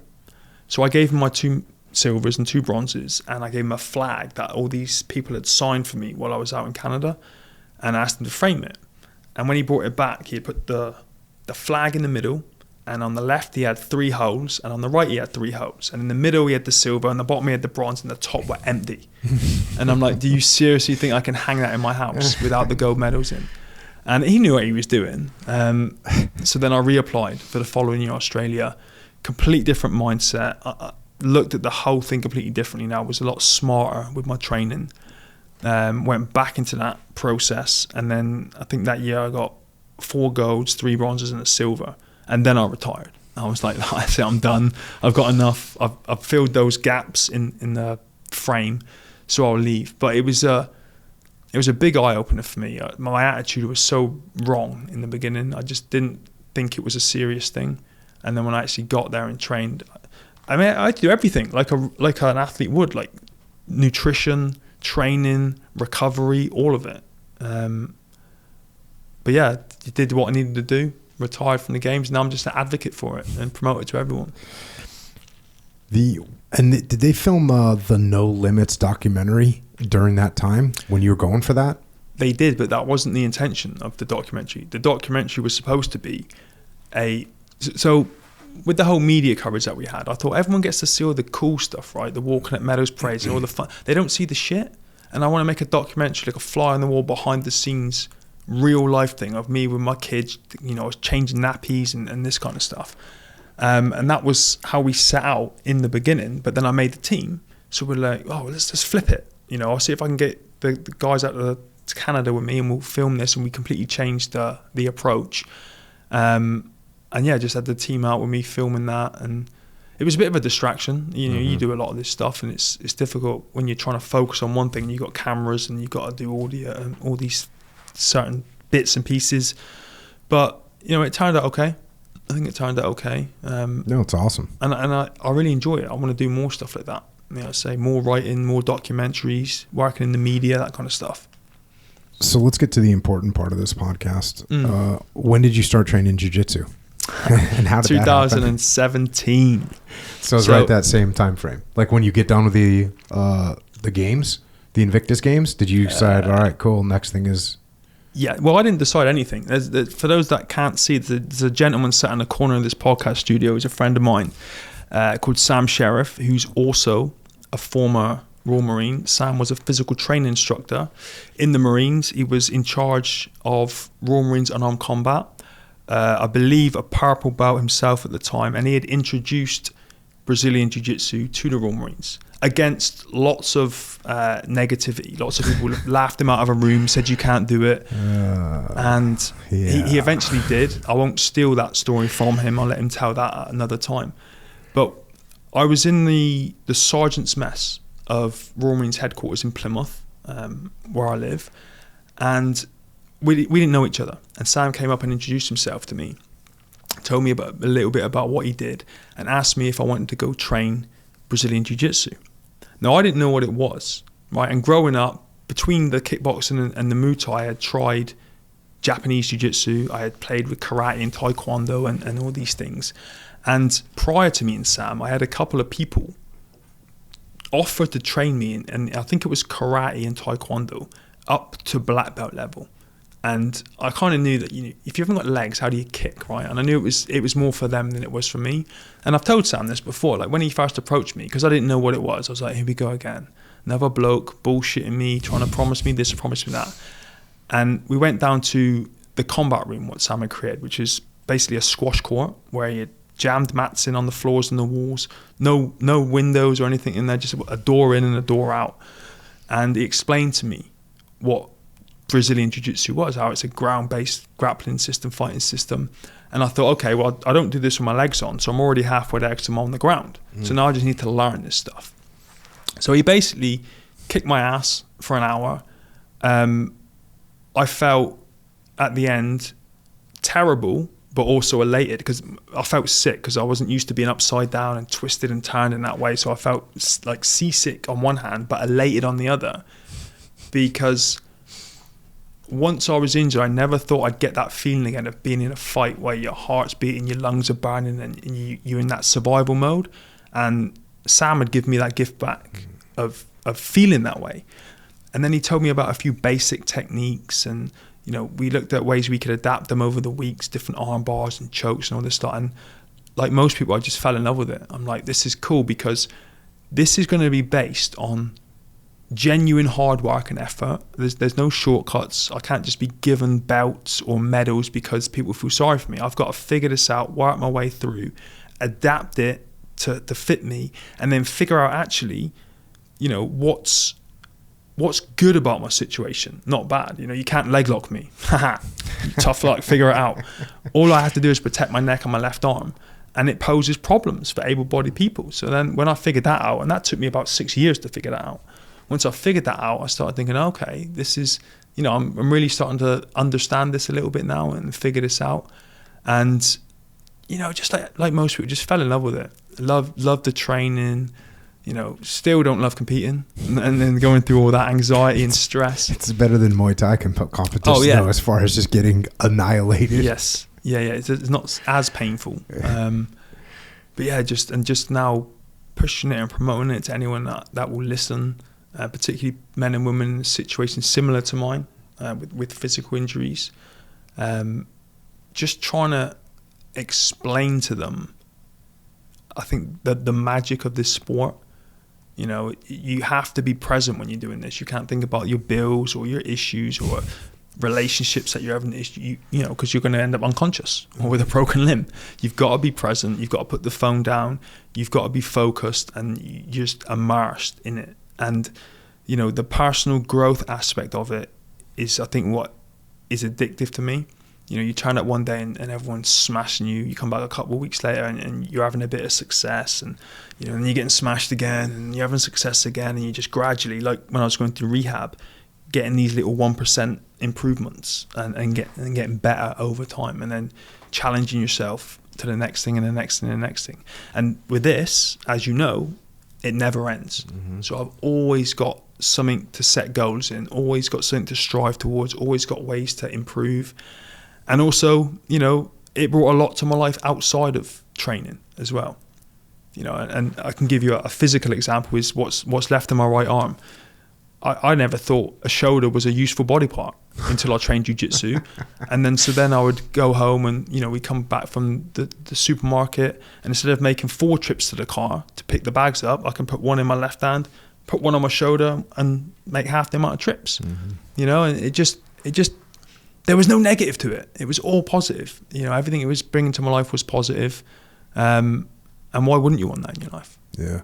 Yeah, it's amazing because, when I teach people jiu-jitsu, you have to explain to people that your body style is going to be able to, you're going to have to adapt this to your body style because someone's a big, strong guy, someone's a skinny, flexible guy, someone's a 110-pound woman, someone's a 300-pound dude. And some people have short arms, some people have long arms, some people have long legs, some people have short legs. And so, you always tell people, hey, you're just going to have to adapt it to what you got. Mm-hmm. And you're obviously a premier example of adapting to what you've got but that's what you can. You have the ability with jiu-jitsu to adapt your body to this game. Mm-hmm. And yeah, it is awesome. I mean, obviously I promote jiu-jitsu to the maximum ability that I can. Mm-hmm. Was Sam still active duty when you guys met? Yes. Yeah, you were still active duty, weren't you? Still serving. Did a full 22-year career. Mm-hmm. And it's actually an interesting story because, what that's evolved into is a charity called Reorg. Mm-hmm. And, I mean, when you start something, right, if you hand that over to somebody, no one's going to be as passionate and as driven as you because you started it, you created it, you've got the long-term vision for it. And I hope Sam doesn't mind me telling this story, but when he was due to leave the military, a lot of us thought he needed to carry it on because of how many lives it was changing and saving. But you weren't too sure, were you? And he was a bit, can't do this. I think his plan was to do security like a lot of the lads. And it took a little bit of time. You told him about that job market and changed his mind. Yeah. But we chipped away at him, me and a couple of lads, over the course of about 6 months until he felt a bit more comfortable with it and realised this is doing such good work, not just in the UK but around the world. So what does Reorg do? Because this is a major part of what you do now is supporting this charity. What's Reorg do? So initially it started and it was offering Brazilian Jiu-Jitsu just to Royal Marines who had suffered physical or psychological injuries as a result of their service. But then it gained such popularity that Sam introduced it to all of the military. And then I think it was after Sam had left and it formed as an official charity, we went out to the emergency services, police, fire brigade, and then evolved also into the fitness world because not everyone wanted to do jiu-jitsu. Some people like the CrossFit and this kind of stuff. And so we offer that to them as a form of rehab to help them through any issues that they're suffering with. And it's just a constantly evolving beast. So there are programs now. There's the Reorg 60. There's the Reorg 365. What's the Reorg 60? So that's the initial entry program. So if someone hears about us or they're told about us, they go on the website, they hit the apply button, they apply for the Reorg 60. They'll have a call with Sam or Trish or one of the team and almost go through an interview to make sure that they're the right fit for this. And then they have to do 60 days to form that habit and see whether or not it is having a positive effect on them. They have to check in every day. Is the habit jiu-jitsu or the habit is what's the habit we're talking about? I mean, the manifestation of it is jiu-jitsu, but it's also getting up, having a positive thing to go to. It's the physical aspect of it, of training, and then you record through the app and the program how it makes you feel and what the effects are. And once you've done the 60, you then I want to see the negative outtakes of that. I want to see people be like, today was horrible. I never want to do jiu-jitsu again. I got tapped out 9 times by a 110-pound 14-year-old. I'll be back tomorrow. Yeah, but it's like I said, that first time I did it, I felt like crap physically, but was elated because of what it was giving me. But then you graduate to the 365, which is a year-long program, and it's all funded by Reorg. So Reorg pays for you to go to Jiu-Jitsu Academy? Yeah. Is that what it does? Yeah, they pay the academy. It's of no cost to the member. They do it all for free. And then the 365 is like the year-long process. And now what they're building out now, as the addition to that is, I think this might already be running, but you can then go on expeds, like go climb a mountain, and it's the next level for people. And then they're developing a mentor program essentially and a volunteer program where then you give back to Reorg. You mentor the next guy or girl through. So it's either one or the other: physical fitness, functional fitness, or jiu-jitsu. Going through this program, we're working with a university in the UK as well to do a study to prove the positive effects of it. I like that. Yeah, just doing it all properly, just to say to people, all the doubters and the naysayers, here's the evidence with people that are much smarter than us, that have been to university, have done these studies. This is what it does. This is who it's helped. This is who it can help. If we can help you, get on the website, hit that button, and start your journey. Reorgcharity.com. Yes. That's where this can be found. I like the fact that it kind of grew based on demand signal and kind of goes, hey, like we just need to get people in the Marines to train. All right, cool. Everyone in the Marines on board. Okay, cool. Now we'll get the military. Okay, military broadly. Yep. There's still a demand signal. First responders. Just grow. And then you go, okay, we've got people training jiu-jitsu, but we also need to get on the fitness. Okay, cool. So you grow that. Oh, now we're kind of maxed out on those two things. People are making it happen. Cool. Let's just go out into expeditions and start getting after it. So that's a very cool way to grow. There's a org in America called We Defy that does similar type things. Yep. And I think you all know them, but it's just giving jiu-jitsu to people. And I can't wait to see the scientific studies. Yeah. Because I've been telling people this for decades. Yeah. Decades. I've been saying, hey man, this is going to help everything in your life. Mm-hmm. Just go train jiu-jitsu. Just go train jiu-jitsu. Just go train jiu-jitsu. And I can't wait to see the scientific feedback on this, because I've been right on some stuff, by the way. Okay. When I had Andrew Cuban on my podcast, and there's all these things that I was doing in my life that are scientifically supported. Yeah. Like, for instance, when there's a problem going on, taking a step back away from the problem and broadening your field of vision. That's like a physiological thing occurs in your brain when you do that. When you take a breath to calm down, what I used to do, just because talking on the radio in the teams, I didn't want to sound like I was panicked or freaking out. So before I'd key up my handset, take a breath, calm down. Well, that's a physiological thing. You can drive your physiological system by your actions. Mm-hmm. So I would put money, a big money, Carrie Helton, on this. I bet you when the study comes back on what jiu-jitsu does for you, it's going to be epic. Now, I saw someone it's Craig Jones. I think it was Craig Jones the other day was saying, like, jiu-jitsu's ruined more lives than it's helped. Because it's like, what'd you do? You quit your job and you now, don't have any money and you live in the back of your Toyota Celica and you just train jiu-jitsu all the time. But you know what? I'll tell you, that might sound like a negative, but I'd be kind of down for that, kind of all day. Kind of a good deal. So that'll be awesome. And so can people go there? Can people donate? Like, is that what we're doing? To help out? Yeah. We're on Instagram, all the social medias, the website. We're actually, while we're here, we're conducting a couple of reorg seminars around San Diego and LA, fundraising seminars to help us to continue what it is that we're doing. The team's growing behind the scenes, so we're getting a lot more help and support in now to reach more men and women. Do you know how many people you've sent to jiu-jitsu right now? Like, what's a guess? Sam, you're going hundreds. There you go. There's the scientific answer, hundreds. So we're getting it done. Yeah. You got awarded the MBE. Yes. Which is the most excellent order of the British Empire. We don't have anything like that. Very British. Yeah, we don't have anything that cool. And what was that experience like? This is in 2020. Yeah. It was a strange one, because what I got it for was for working in the veteran community and supporting Royal Marines, which is just my passion. And it's not like it's hard work for me. It's easy. For me, it's hanging out with my mates, doing some challenges, raising some money and helping some people. That's all it is. So to be rewarded for doing that, I struggled with it in the beginning. I'm like, well, I'm not really doing anything that special. I'm just literally living my life, having a good time doing it and helping people. But, when I sat down, I chatted with Becky about it, and, it is a huge honor. It is a huge honor to be able to put those letters at the end of your name and wear that medal at fancy ceremonies.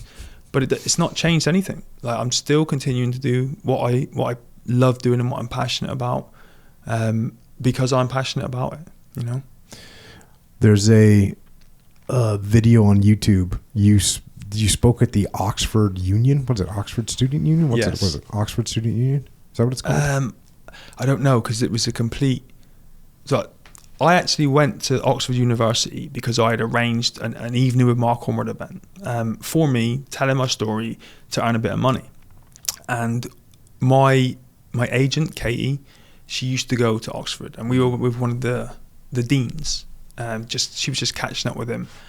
And when we were in the office, this is about 3 hours before my event, the phone rang, and he picked it up, and you could tell he was a bit miffed when he put the phone down. So we asked what was up, and some lord was meant to be debating in this Oxford chamber in the evening, and he had dropped out. So Katie went, Mark will do it. And I'm like, do what? She went, oh, you've got to go to this. I didn't know what it was. She went, you've got to go to this thing and debate after the talk. And, you know, I don't know what you're like when you do talks and things, right? But I was locked in on that focus, and I had to ignore everything else. And then I'm like panicking a bit. Like, I don't know. I can't prep for this. I don't know what this is. I think that was a good thing that I didn't know what it was, because as soon as I finished my talk, I got put in a taxi, took it to this Oxford chamber thing, and they basically get students and they debate, and there's a topic, and the topic was I think it was the 50-year anniversary of I will not fight for king and country, and you have a for and against argument, and they just threw me into the deep end. I didn't really know what I was sat in there in this chamber full of people, watching these students, trying to figure out what was going on, what they were talking about, how I could contribute to it. And there was a guy sat opposite me. I'm not really into politics. His name is George Galloway, and apparently he's like a really intimidating figure, and he wears a funny hat, and he was just staring at me the whole time. And I'm like, I don't know, what's this dude like eyeballing me for? Anyway, I figured out about 20 minutes in what it was all about, what they were saying, what they were doing. And it was all scripted. Even like the banter between the two sides, it was all written down on paper. And I'm like, well, I haven't written anything down on paper. And I felt very much out of my depth, because these were kids from wealthy families. They were academic, they were educated, they had prepared for this debate. There were some like high-ranking academics in the room, and then there was me with 10 GCSEs that dropped out of school to work at McDonald's and joined the Royal Marines. So you remember 8 Mile with Eminem? Yeah. You know at the end, right, when he's like, well, I know exactly what they're going to say about me. So I'm just going to, I am white trash, I live in a trailer, this guy took my girl. And then they can't say anything. So I basically got up and said that I have no education to your level. You know, I don't live in the world that you live in. I don't even know half the fancy words that you're using, but this is what I do know. And then I just talked a little bit about having gone to combat, to war, and said I would absolutely do it again. You know, no questions. And then I walked out.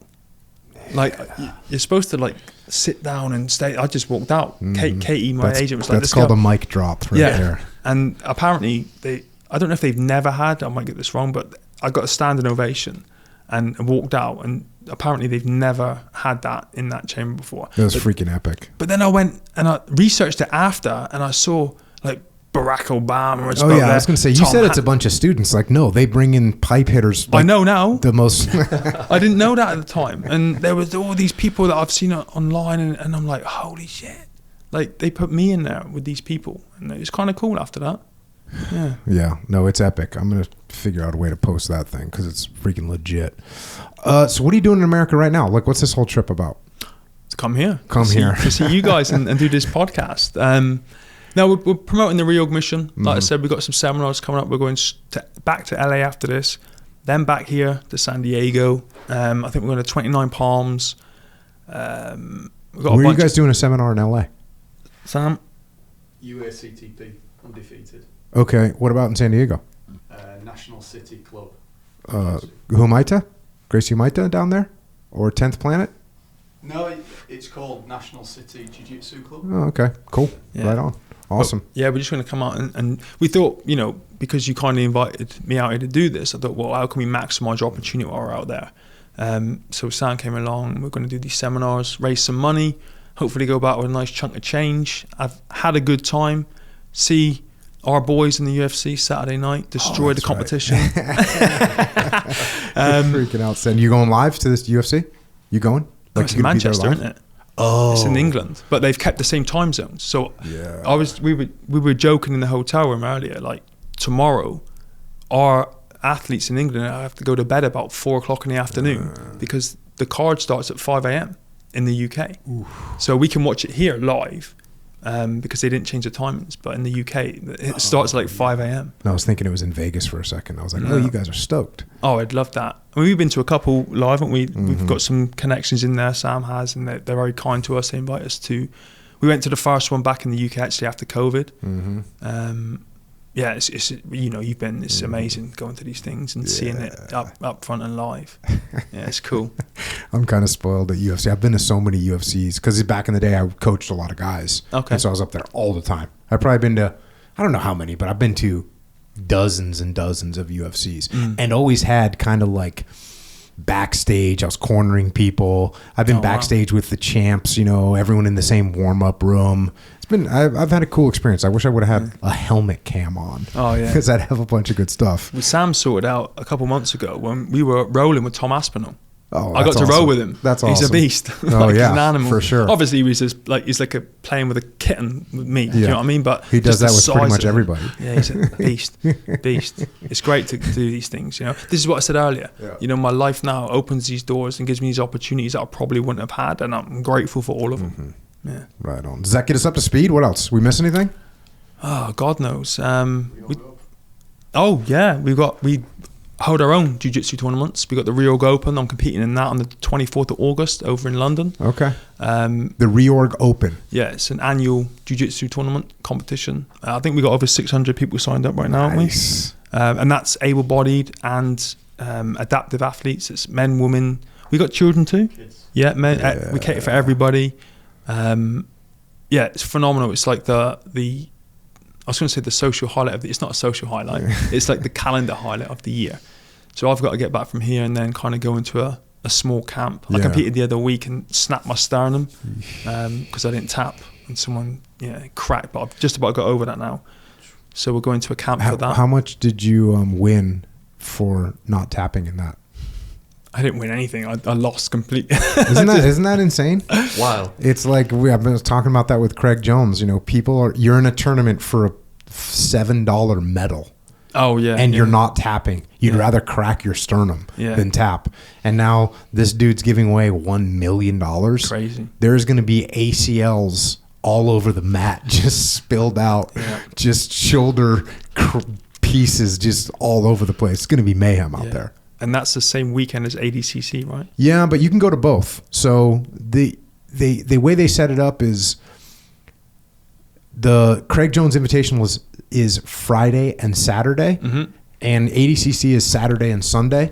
So you can see all like the good matches if you're up there for the whole thing. So it's gonna be It's gonna be a freaking crazy weekend in Vegas. Yeah, absolutely. Are you going, Kerry? Negative. Oh dang! How'd that happen? Didn't build the right relationships or what, bro? Because we got a crew going up there for that thing. Well, I haven't confirmed. I know CrossFit Games is the weekend before, I think. And then, we just haven't confirmed. You haven't snaked your way in there yet? K-Dog hadn't made the list yet. Hell yeah. For people to find you, you're at markormod.com. That's the website. And people can get, from there, you can get like the speaking, you can get the book, like you can pretty much get connected to you there. Yeah, Instagram's probably the best thing though. That's the one I'm on daily, but I'm on all of them: X, Instagram, TikTok, Facebook, YouTube, LinkedIn. It's at Mark Ormrod. Ormrod, sorry. Yeah. At Mark Ormrod. Also, the Reorg charity is at reorgcharity.com, and then also on Instagram at Reorg Charity, so people can check that out and see the awesome work that's going on over there. Absolutely. And that's how people can follow up on this whole gig. Yep. Kerry, you got any questions from this whole thing? Marine to Marine here? Is that what we're doing? I did have one question. You guys have legit. There's a connection, right? Yeah. Like Marines. I mean, the Marines in England are down with the Marines in America. Absolutely. For sure. Yep. Strong connection. Yeah. Plus, your mom's a Brit. Negative. Oh. I thought your mom was a Brit. No, I have German and Danish ancestry, but mom's not a Brit. Where am I coming up with this? Not sure, bro. Dang, dude. No British, nothing? No. Well, you got a British friend now. The two of them. I got two British friends. Two British friends. So. All right. What questions do you have? We were talking earlier about Jean-Claude Van Damme movies. Oh, yes. I was curious. You filling in for Echo for real, dude. I was just curious where Bloodsport ranks for you. Oh, easily top 3. Top 3. Yeah. Right on. Yeah, for sure. I would Classics. agree. Yeah. Bloodsport, Kickboxer. I think now is relevant Universal Soldier. Sure. You know, you just put me in an ice bath and I'll heal and go do my thing. Yeah, I love those things growing up, you know. Yeah. It's great. Were you a Van Damme dude there, Kerry? Pretty much all classic action movies. Van Damme was up there for sure. He just had that flair, you know, with like the level of actual martial arts that he practiced. I think differentiated him a bit in that action hero movie category. So yeah, we were down with Jean-Claude. Getting your VHS on for sure, all day.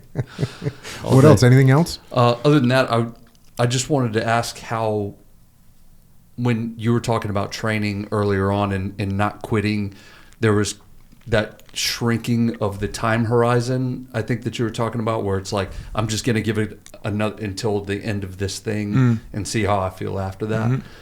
Did that carry over into your recovery and rehab and things like that as you negotiated those challenges? Yeah, I think with a lot of things I do, I break it down. So like Royal Marines training 30 weeks. If you think about it, as 30 weeks, it's too overwhelming. So you break it down into months, weeks, days, and then sometimes I'd even break it into individual sessions, like 1 hour blocks. Same as rehab. As long as you can put a date on something like the Meadows Parade and work backwards, just break it down, make sure that you're making the right progress. Because then, you know, when you measure it, you can see where you've got to accelerate a bit or you can take your foot off the gas a little bit. I do it with a lot of stuff in my life, particularly if the whatever it is I'm doing is lengthy. I just try and break it down and get through bit by bit. Right on. Thanks, man. Cool, thank you. I always liked that mindset you had going through boot camp, Kerry, you talked about, which was you knew that no matter what, even the drill instructors who are as close to God as they could be, you knew that even they couldn't shut off the clock. And the clock was going to go, and those, whatever it is, 13 weeks were going to end. And that's what got you through some stuff. 100%. I had a very similar realization in training where I looked up at the clock one time and I had this little epiphany where it was like, not even the drill instructor, nobody can stop that thing. Right. From us getting through this piece and then the next piece and then the piece after that, nobody could stop it. So that was comforting in those dark times. Right on. Mark, any closing thoughts from you? No, I mean, just thank you. I mean, like we said earlier, I think it was 5 years ago, I was originally due to come down here and meet you all, and that didn't work out because I didn't realize how big LA was, and I was like 8 hours away.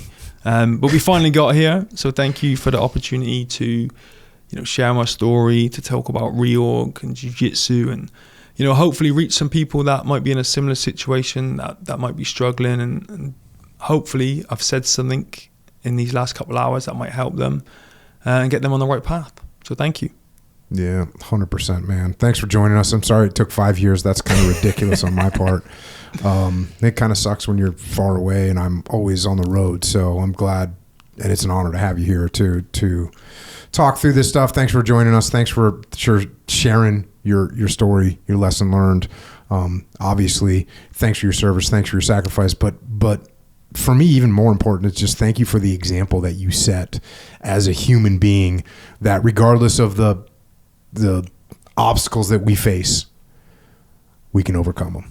Absolutely. As long as we crack on. So thanks, brother. Appreciate it. Thank you, guys. Appreciate you. And with that, Mark Ormrod has left the building. Freaking beast. Absolutely. I mean, come on. Like, excuses have just been killed. All of them. Just for him to be just out there getting after it at such a level in all aspects of life. Just freaking totally legit. So awesome to have Mark on here. And what an example for the rest of us normal human beings of what's possible. So that's it, man. Appreciate it. Guess what we better be doing? We better be getting after it too, at a minimum. We're training, working out, doing jiu-jitsu, lifting, rowing, running, just basically getting after it. Better be. Which means we're going to need fuel. Jocko Fuel. By the way, official sponsor of the Craig Jones Invitational. Jocko Fuel also going into Walmart. Yeah. Biggest retailer in the world. Did you know that? Biggest retailer in the world? I didn't. Yeah. I didn't know. Going into Walmart.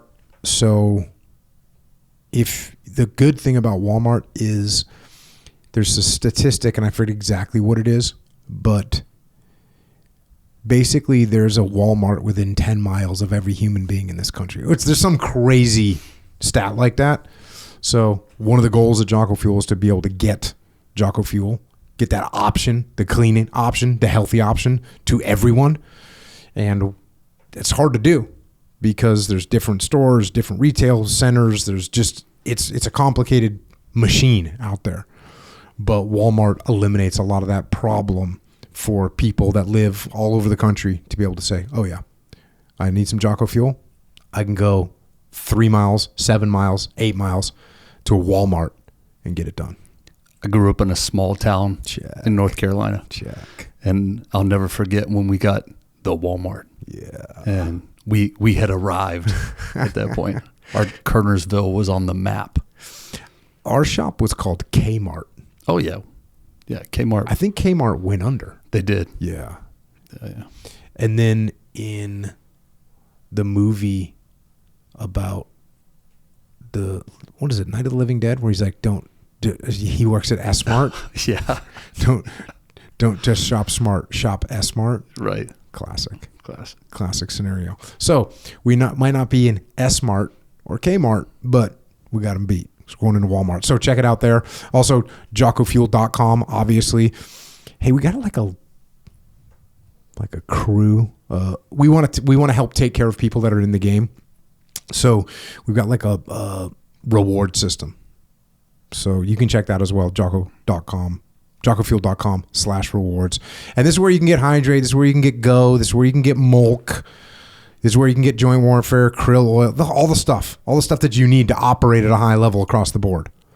So check out JockoFuel.com or go into Walmart, go into Wawa, go into Vitamin Shop, GNC, military commissaries, AFES, Hannaford, Dash Stores, Wake Fern, ShopRite, HEB, Meijer, Wegmans, Harris Teeter, Lifetime Fitness, Shields, and then in a bunch of small gyms all over the place. Just little jiu-jitsu gyms, big jiu-jitsu gyms, they got it. If they don't have it, tell them to email jfsales@jockofuel.com. CrossFit gyms, they got it. If they don't have it, tell them to email jfsales@jockofuel.com. We got a team out there just going around and going into these places, rolling jiu-jitsu, getting a workout in, and hooking it up. So that's what we're doing. JockoFuel.com, check that out. Also, OriginUSA.com. We make clothing here in America. We manufacture here in America with American-made materials, which is a huge part of this. It's a huge part. It's probably at least 3/4 of the process, or let's say half the process. If you buy some Chinese-made material and sew it here, I don't even know if I can give you half credit. Maybe I'll give you 1/4 credit. We'll benefit of the doubt, we'll give you half credit. If you're sewing here in America, thank you. We appreciate it. If you're cutting and sewing here in America, thank you. We appreciate it. But what you really need to do is what we're doing. Weave the material here. Use American-made materials. American-grown materials. American-fabricated materials. That's what we're doing at Origin USA. And then we're taking them into our factories and sewing them and cutting and sewing them. So that's what we're doing here. And it's the best stuff. You probably didn't get the burr yet, did you? I have not gotten the burr yet. It's got to suck to be you. I'm a little lower on the on the hierarchy. We need to hook that up because would love it that. is it's perfect. It's like the silk weight, quick dry, like totally legit. It's hot in San Diego right It's now. hot in San Diego, and never mind freaking Arizona. Yeah. Never mind Nevada, right? Yeah. So check that out. Check out the new burr stuff, the hunt stuff, jeans, gis, rash cards. By the way, it's almost hoodie season. We're getting there. I know it's hot right now, but hoodie season's a coming. OriginUSA.com, American-made stuff. Also, we have a jiu-jitsu camp, and we're going to have some law enforcement, first responder, military training up there August 27th through the 31st up in Maine. So the regular one's already sold out, but we still got some slots left. So check that out as well. We also got JockoStore.com. This is where you can get your Discipline Equals Freedom gear.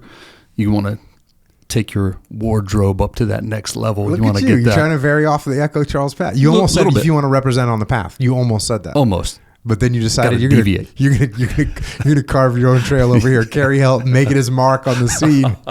I mean, you already dropped in earlier with some '80s movie just strength, right? Bloodsport? Yeah. Classic. Is Bloodsport that's the Kumite, right? Yeah. And what's the difference? What's kickboxer? Kickboxer is... Oh, you're getting called out, homie? Well, I'm we trying got to remember. a fake fan in the house. No, not a fake fan. They do start to blend together, right? Okay. Bloodsport is the one where, you know, it's Are the they classic. the same character? No. Okay, so it's two different dudes. Two different Do kind you- of franchise. Can you name me the character's name in Bloodsport? Negative. Okay, so Yeah. you're into it, but you ain't that fire. No, 100%. Well, it was the classic like imagery, like the wrapping of the fists and like the dipping in the glass, you know, that type of stuff where I just remember being super young and watching that and being like, this is cinema. You see what I'm saying? Well, did you say this is cinema? Is that really what you said? Because I saw that stuff. I wasn't thinking about cinema. Yeah. I was thinking about like when I watched Platoon or Apocalypse Now, I wasn't thinking about movies. No, yeah. I was thinking about war. For sure. All those anti-war movies that they made, they did not work on me in the slightest. Not in the slightest. not cinema. Opposite effect. But this is what movies should be. This is this is the coolest thing I've ever seen as a child, you know. But did you think of it as a movie? Mm-hmm. Did you think of it cool because it was a cool movie, or did you think of it cool because that's what life should be like? No, it was this is I want to do this. Okay, you got know, it. This would be Got it. awesome. Yeah, because that's where I was. Mm-hmm. I would see stuff like that. Charles Bronson throwing knives in you know the evil that men do. I'd be like, yeah, okay, well, obviously this is what I should be doing with my life, right? Like this is what we should be doing. 100%. Hucking knives and hitting the target. That's what I thought it should be. Yeah. And it's pretty cool to hear Mark today. Mark's just talking about, and it's in the book too. He saw the Royal Marine Commandos, and he had seen Predator, and he's like, okay, that's how do I do this in real life? Yeah. So he didn't think of it as cinema. He thought of it as like, this is a direction to go in. When he was talking about that too, I was thinking about how I was at that age and just an 18, 19-year-old kid who was absolutely bored with everything else going on in their lives. Like I was at community college, which was the worst. I was working in a restaurant in the kitchen, which was the worst. I was just so sick of all that stuff. And then you're sitting in that recruiter's office and you watch that video. And it's just like, yes, today, sign me up. I don't even know how much they have to plan that. You know what I mean? I'm sure they're like, yeah, that's a badass video. Let's show it to these 17-year-olds when they roll in here. We got them. Yeah. Right? Easy. But you don't, it's not like it takes some marketing director to figure that out. No, dude's like, oh, you want you want a young man to come and do this gig? Cool. Give me a couple guys with machine guns, put some cami paint on them, and have them jumping into the water with machine guns in their hands. We're good. Call it. Easy. We're good. But next question. This is like there's something intrinsic about being and I can only speak for being a young man. Young man, there's something intrinsic that is like attracted to that and wants to go do that. There's no doubt in my mind, because that's how I was. That's how I was born. You know what I mean? You see that thing, you're like, and especially you're like working in a restaurant, you're cleaning dishes, and you could either be cleaning dishes, and then a dude shows you a video of a dude laying down suppressive fire with a freaking M60. It's game over. It's game over. Yep. There's no need to invest in recruiting. We're good. We got it. Tanks, amphibious vehicles, jumping out of helicopter. You know, you just see all this stuff, and it's. Here's the weird thing. Is that like a cultural thing, or is that a nature thing? Is that nature or nurture? Did we grow up thinking, are you born? I think we're born with it. I think some of us are. Some of us are born like, war. Yeah, I think we're born with that urge, that desire for combat, but I think our culture is where they really get us with all the cool toys, right? And all the amphibious vehicles and tanks and stuff. You're like, that's the coolest way you could satisfy that urge, that desire for combat. Yeah, and it's the camaraderie too, right? And it's the elitism. of wanting to be a part of this, special team. That's all it takes when you're a kid. Let's get it on. Easy. So, Carrie, we got a store, you were saying? We do have a store, Jocko store. JockoStore.com. This is where you can get your Discipline Equals Freedom gear. Don't forget about the shirt locker. Cool new shirt designed by Echo Charles every month. A lot of popular shirts coming from that one. The Sugar Coated Lies had very good reception. Lies. Yeah. Sugar Coated Lies. Just got some really good ones coming out of the shirt locker, so check that one out. And some updated products, some new products on the Jocko store. What are we talking about? As well. We've got some new quick flip items on there for your lightweight outerwear needs. Hannah Gracie coming through. But man, I've used those. The bag. You like that? You don't know how much that comes in handy until you try it. Slip that full zip off. It turns into a bag in about 0.3 seconds. Throw your keys, your phone, all that stuff in there. Throw it to the side at the gym. Easy day. Check. So there you go. Also, you need steak. Check out ColoradoCraftBeef.com or PrimalBeef.com. Actually, I got a package from Colorado Craft Beef the other day. I opened it up. Then there's like a couple T-shirts and some jerky in there. So I'm like, oh, cool. They sent me some jerky. I'm like, oh, this must be new experimental. Maybe we're going to come out with some jerky or something. So I open this bag. It's an unmarked bag with jerky in it. Oh, cool. Start eating it. I'm like, maybe I need to give them some feedback because not bad, but I've had better jerky than this before. So I'm kind of eating it. I'm like, yeah, does taste a little strange, but well, maybe I'll just, tell them, ask them about what they're putting in it or whatever. And as I'm eating this thing, I'm like halfway done with this piece of beef jerky and I'm reading a note from Jeff. And he's like, yeah, hey, just wanted to give you this new dog treat that we made. It's liver and organ meats, compressed into a jerky form. And I was like, awesome. I sent him a text. I was like, yo, I just eat a half a piece of dog treat of just liver and organ meats. So, but even liver and organ meats compressed together, it's not out yet, but they're going to make some doggy treats with that stuff. But their steaks, awesome. I got a tomahawk on standby for tonight. And, of course, primalbeef.com. Just two awesome companies here in America. Just great people and incredible steaks. Primal Beef, fruit finished, right? Get that fruit, grain and fruit finished. So, yeah, they grow up in the pastures of the Shenandoah Valley. No big deal. But then they're going to finish them off with some grain and fruit. Think that thing tastes sweet? You're right. It does. So check them out. PrimalBeef.com, ColoradoCraftBeef.com. Also subscribe to the podcast. Also Jocko Underground. Also YouTube. What do we got for YouTube? We got Jocko Podcast YouTube. Jocko Podcast clips that Echo Charles made. And also Jocko Fuel and Origin USA. Check all those out. Echo Charles is going to have to get, I don't know. I kind of with that text I sent the other day about the damn thumbnails, bro, he's losing his mind, bro. He's losing his mind. He's got that AI. You guys know that Echo Charles, he's into that kind of stuff.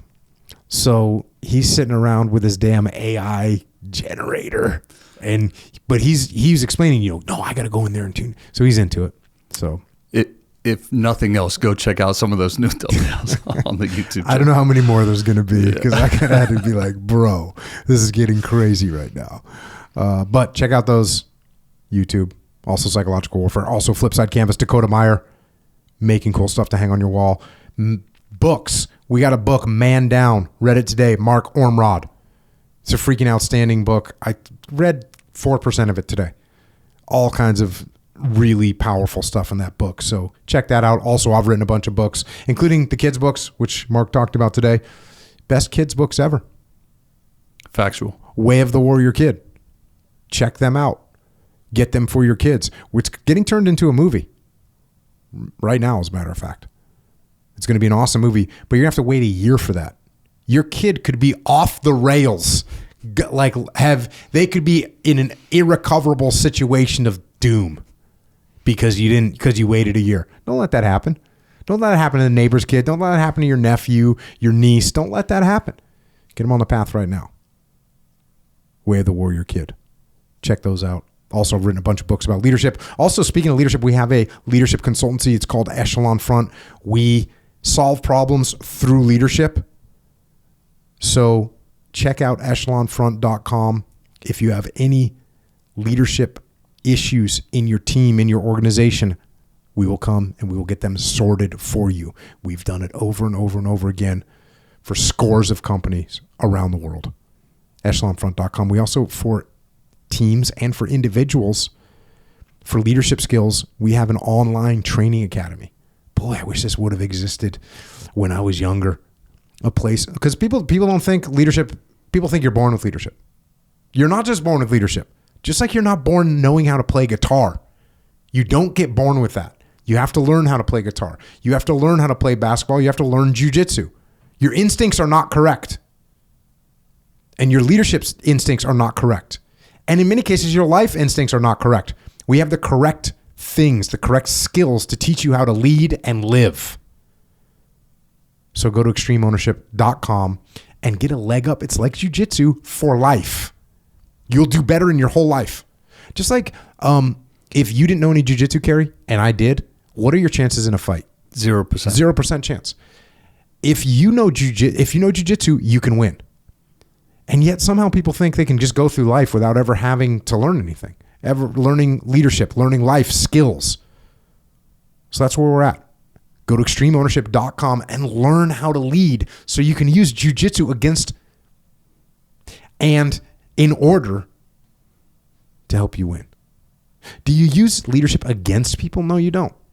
You use it. I almost said that. I almost said you can use it against your. No, you can use it against your competitors. Yeah, you can. That's true. You can use it against your competitors. But if you're using the skills that we teach within your family, it actually enhances everything for your family.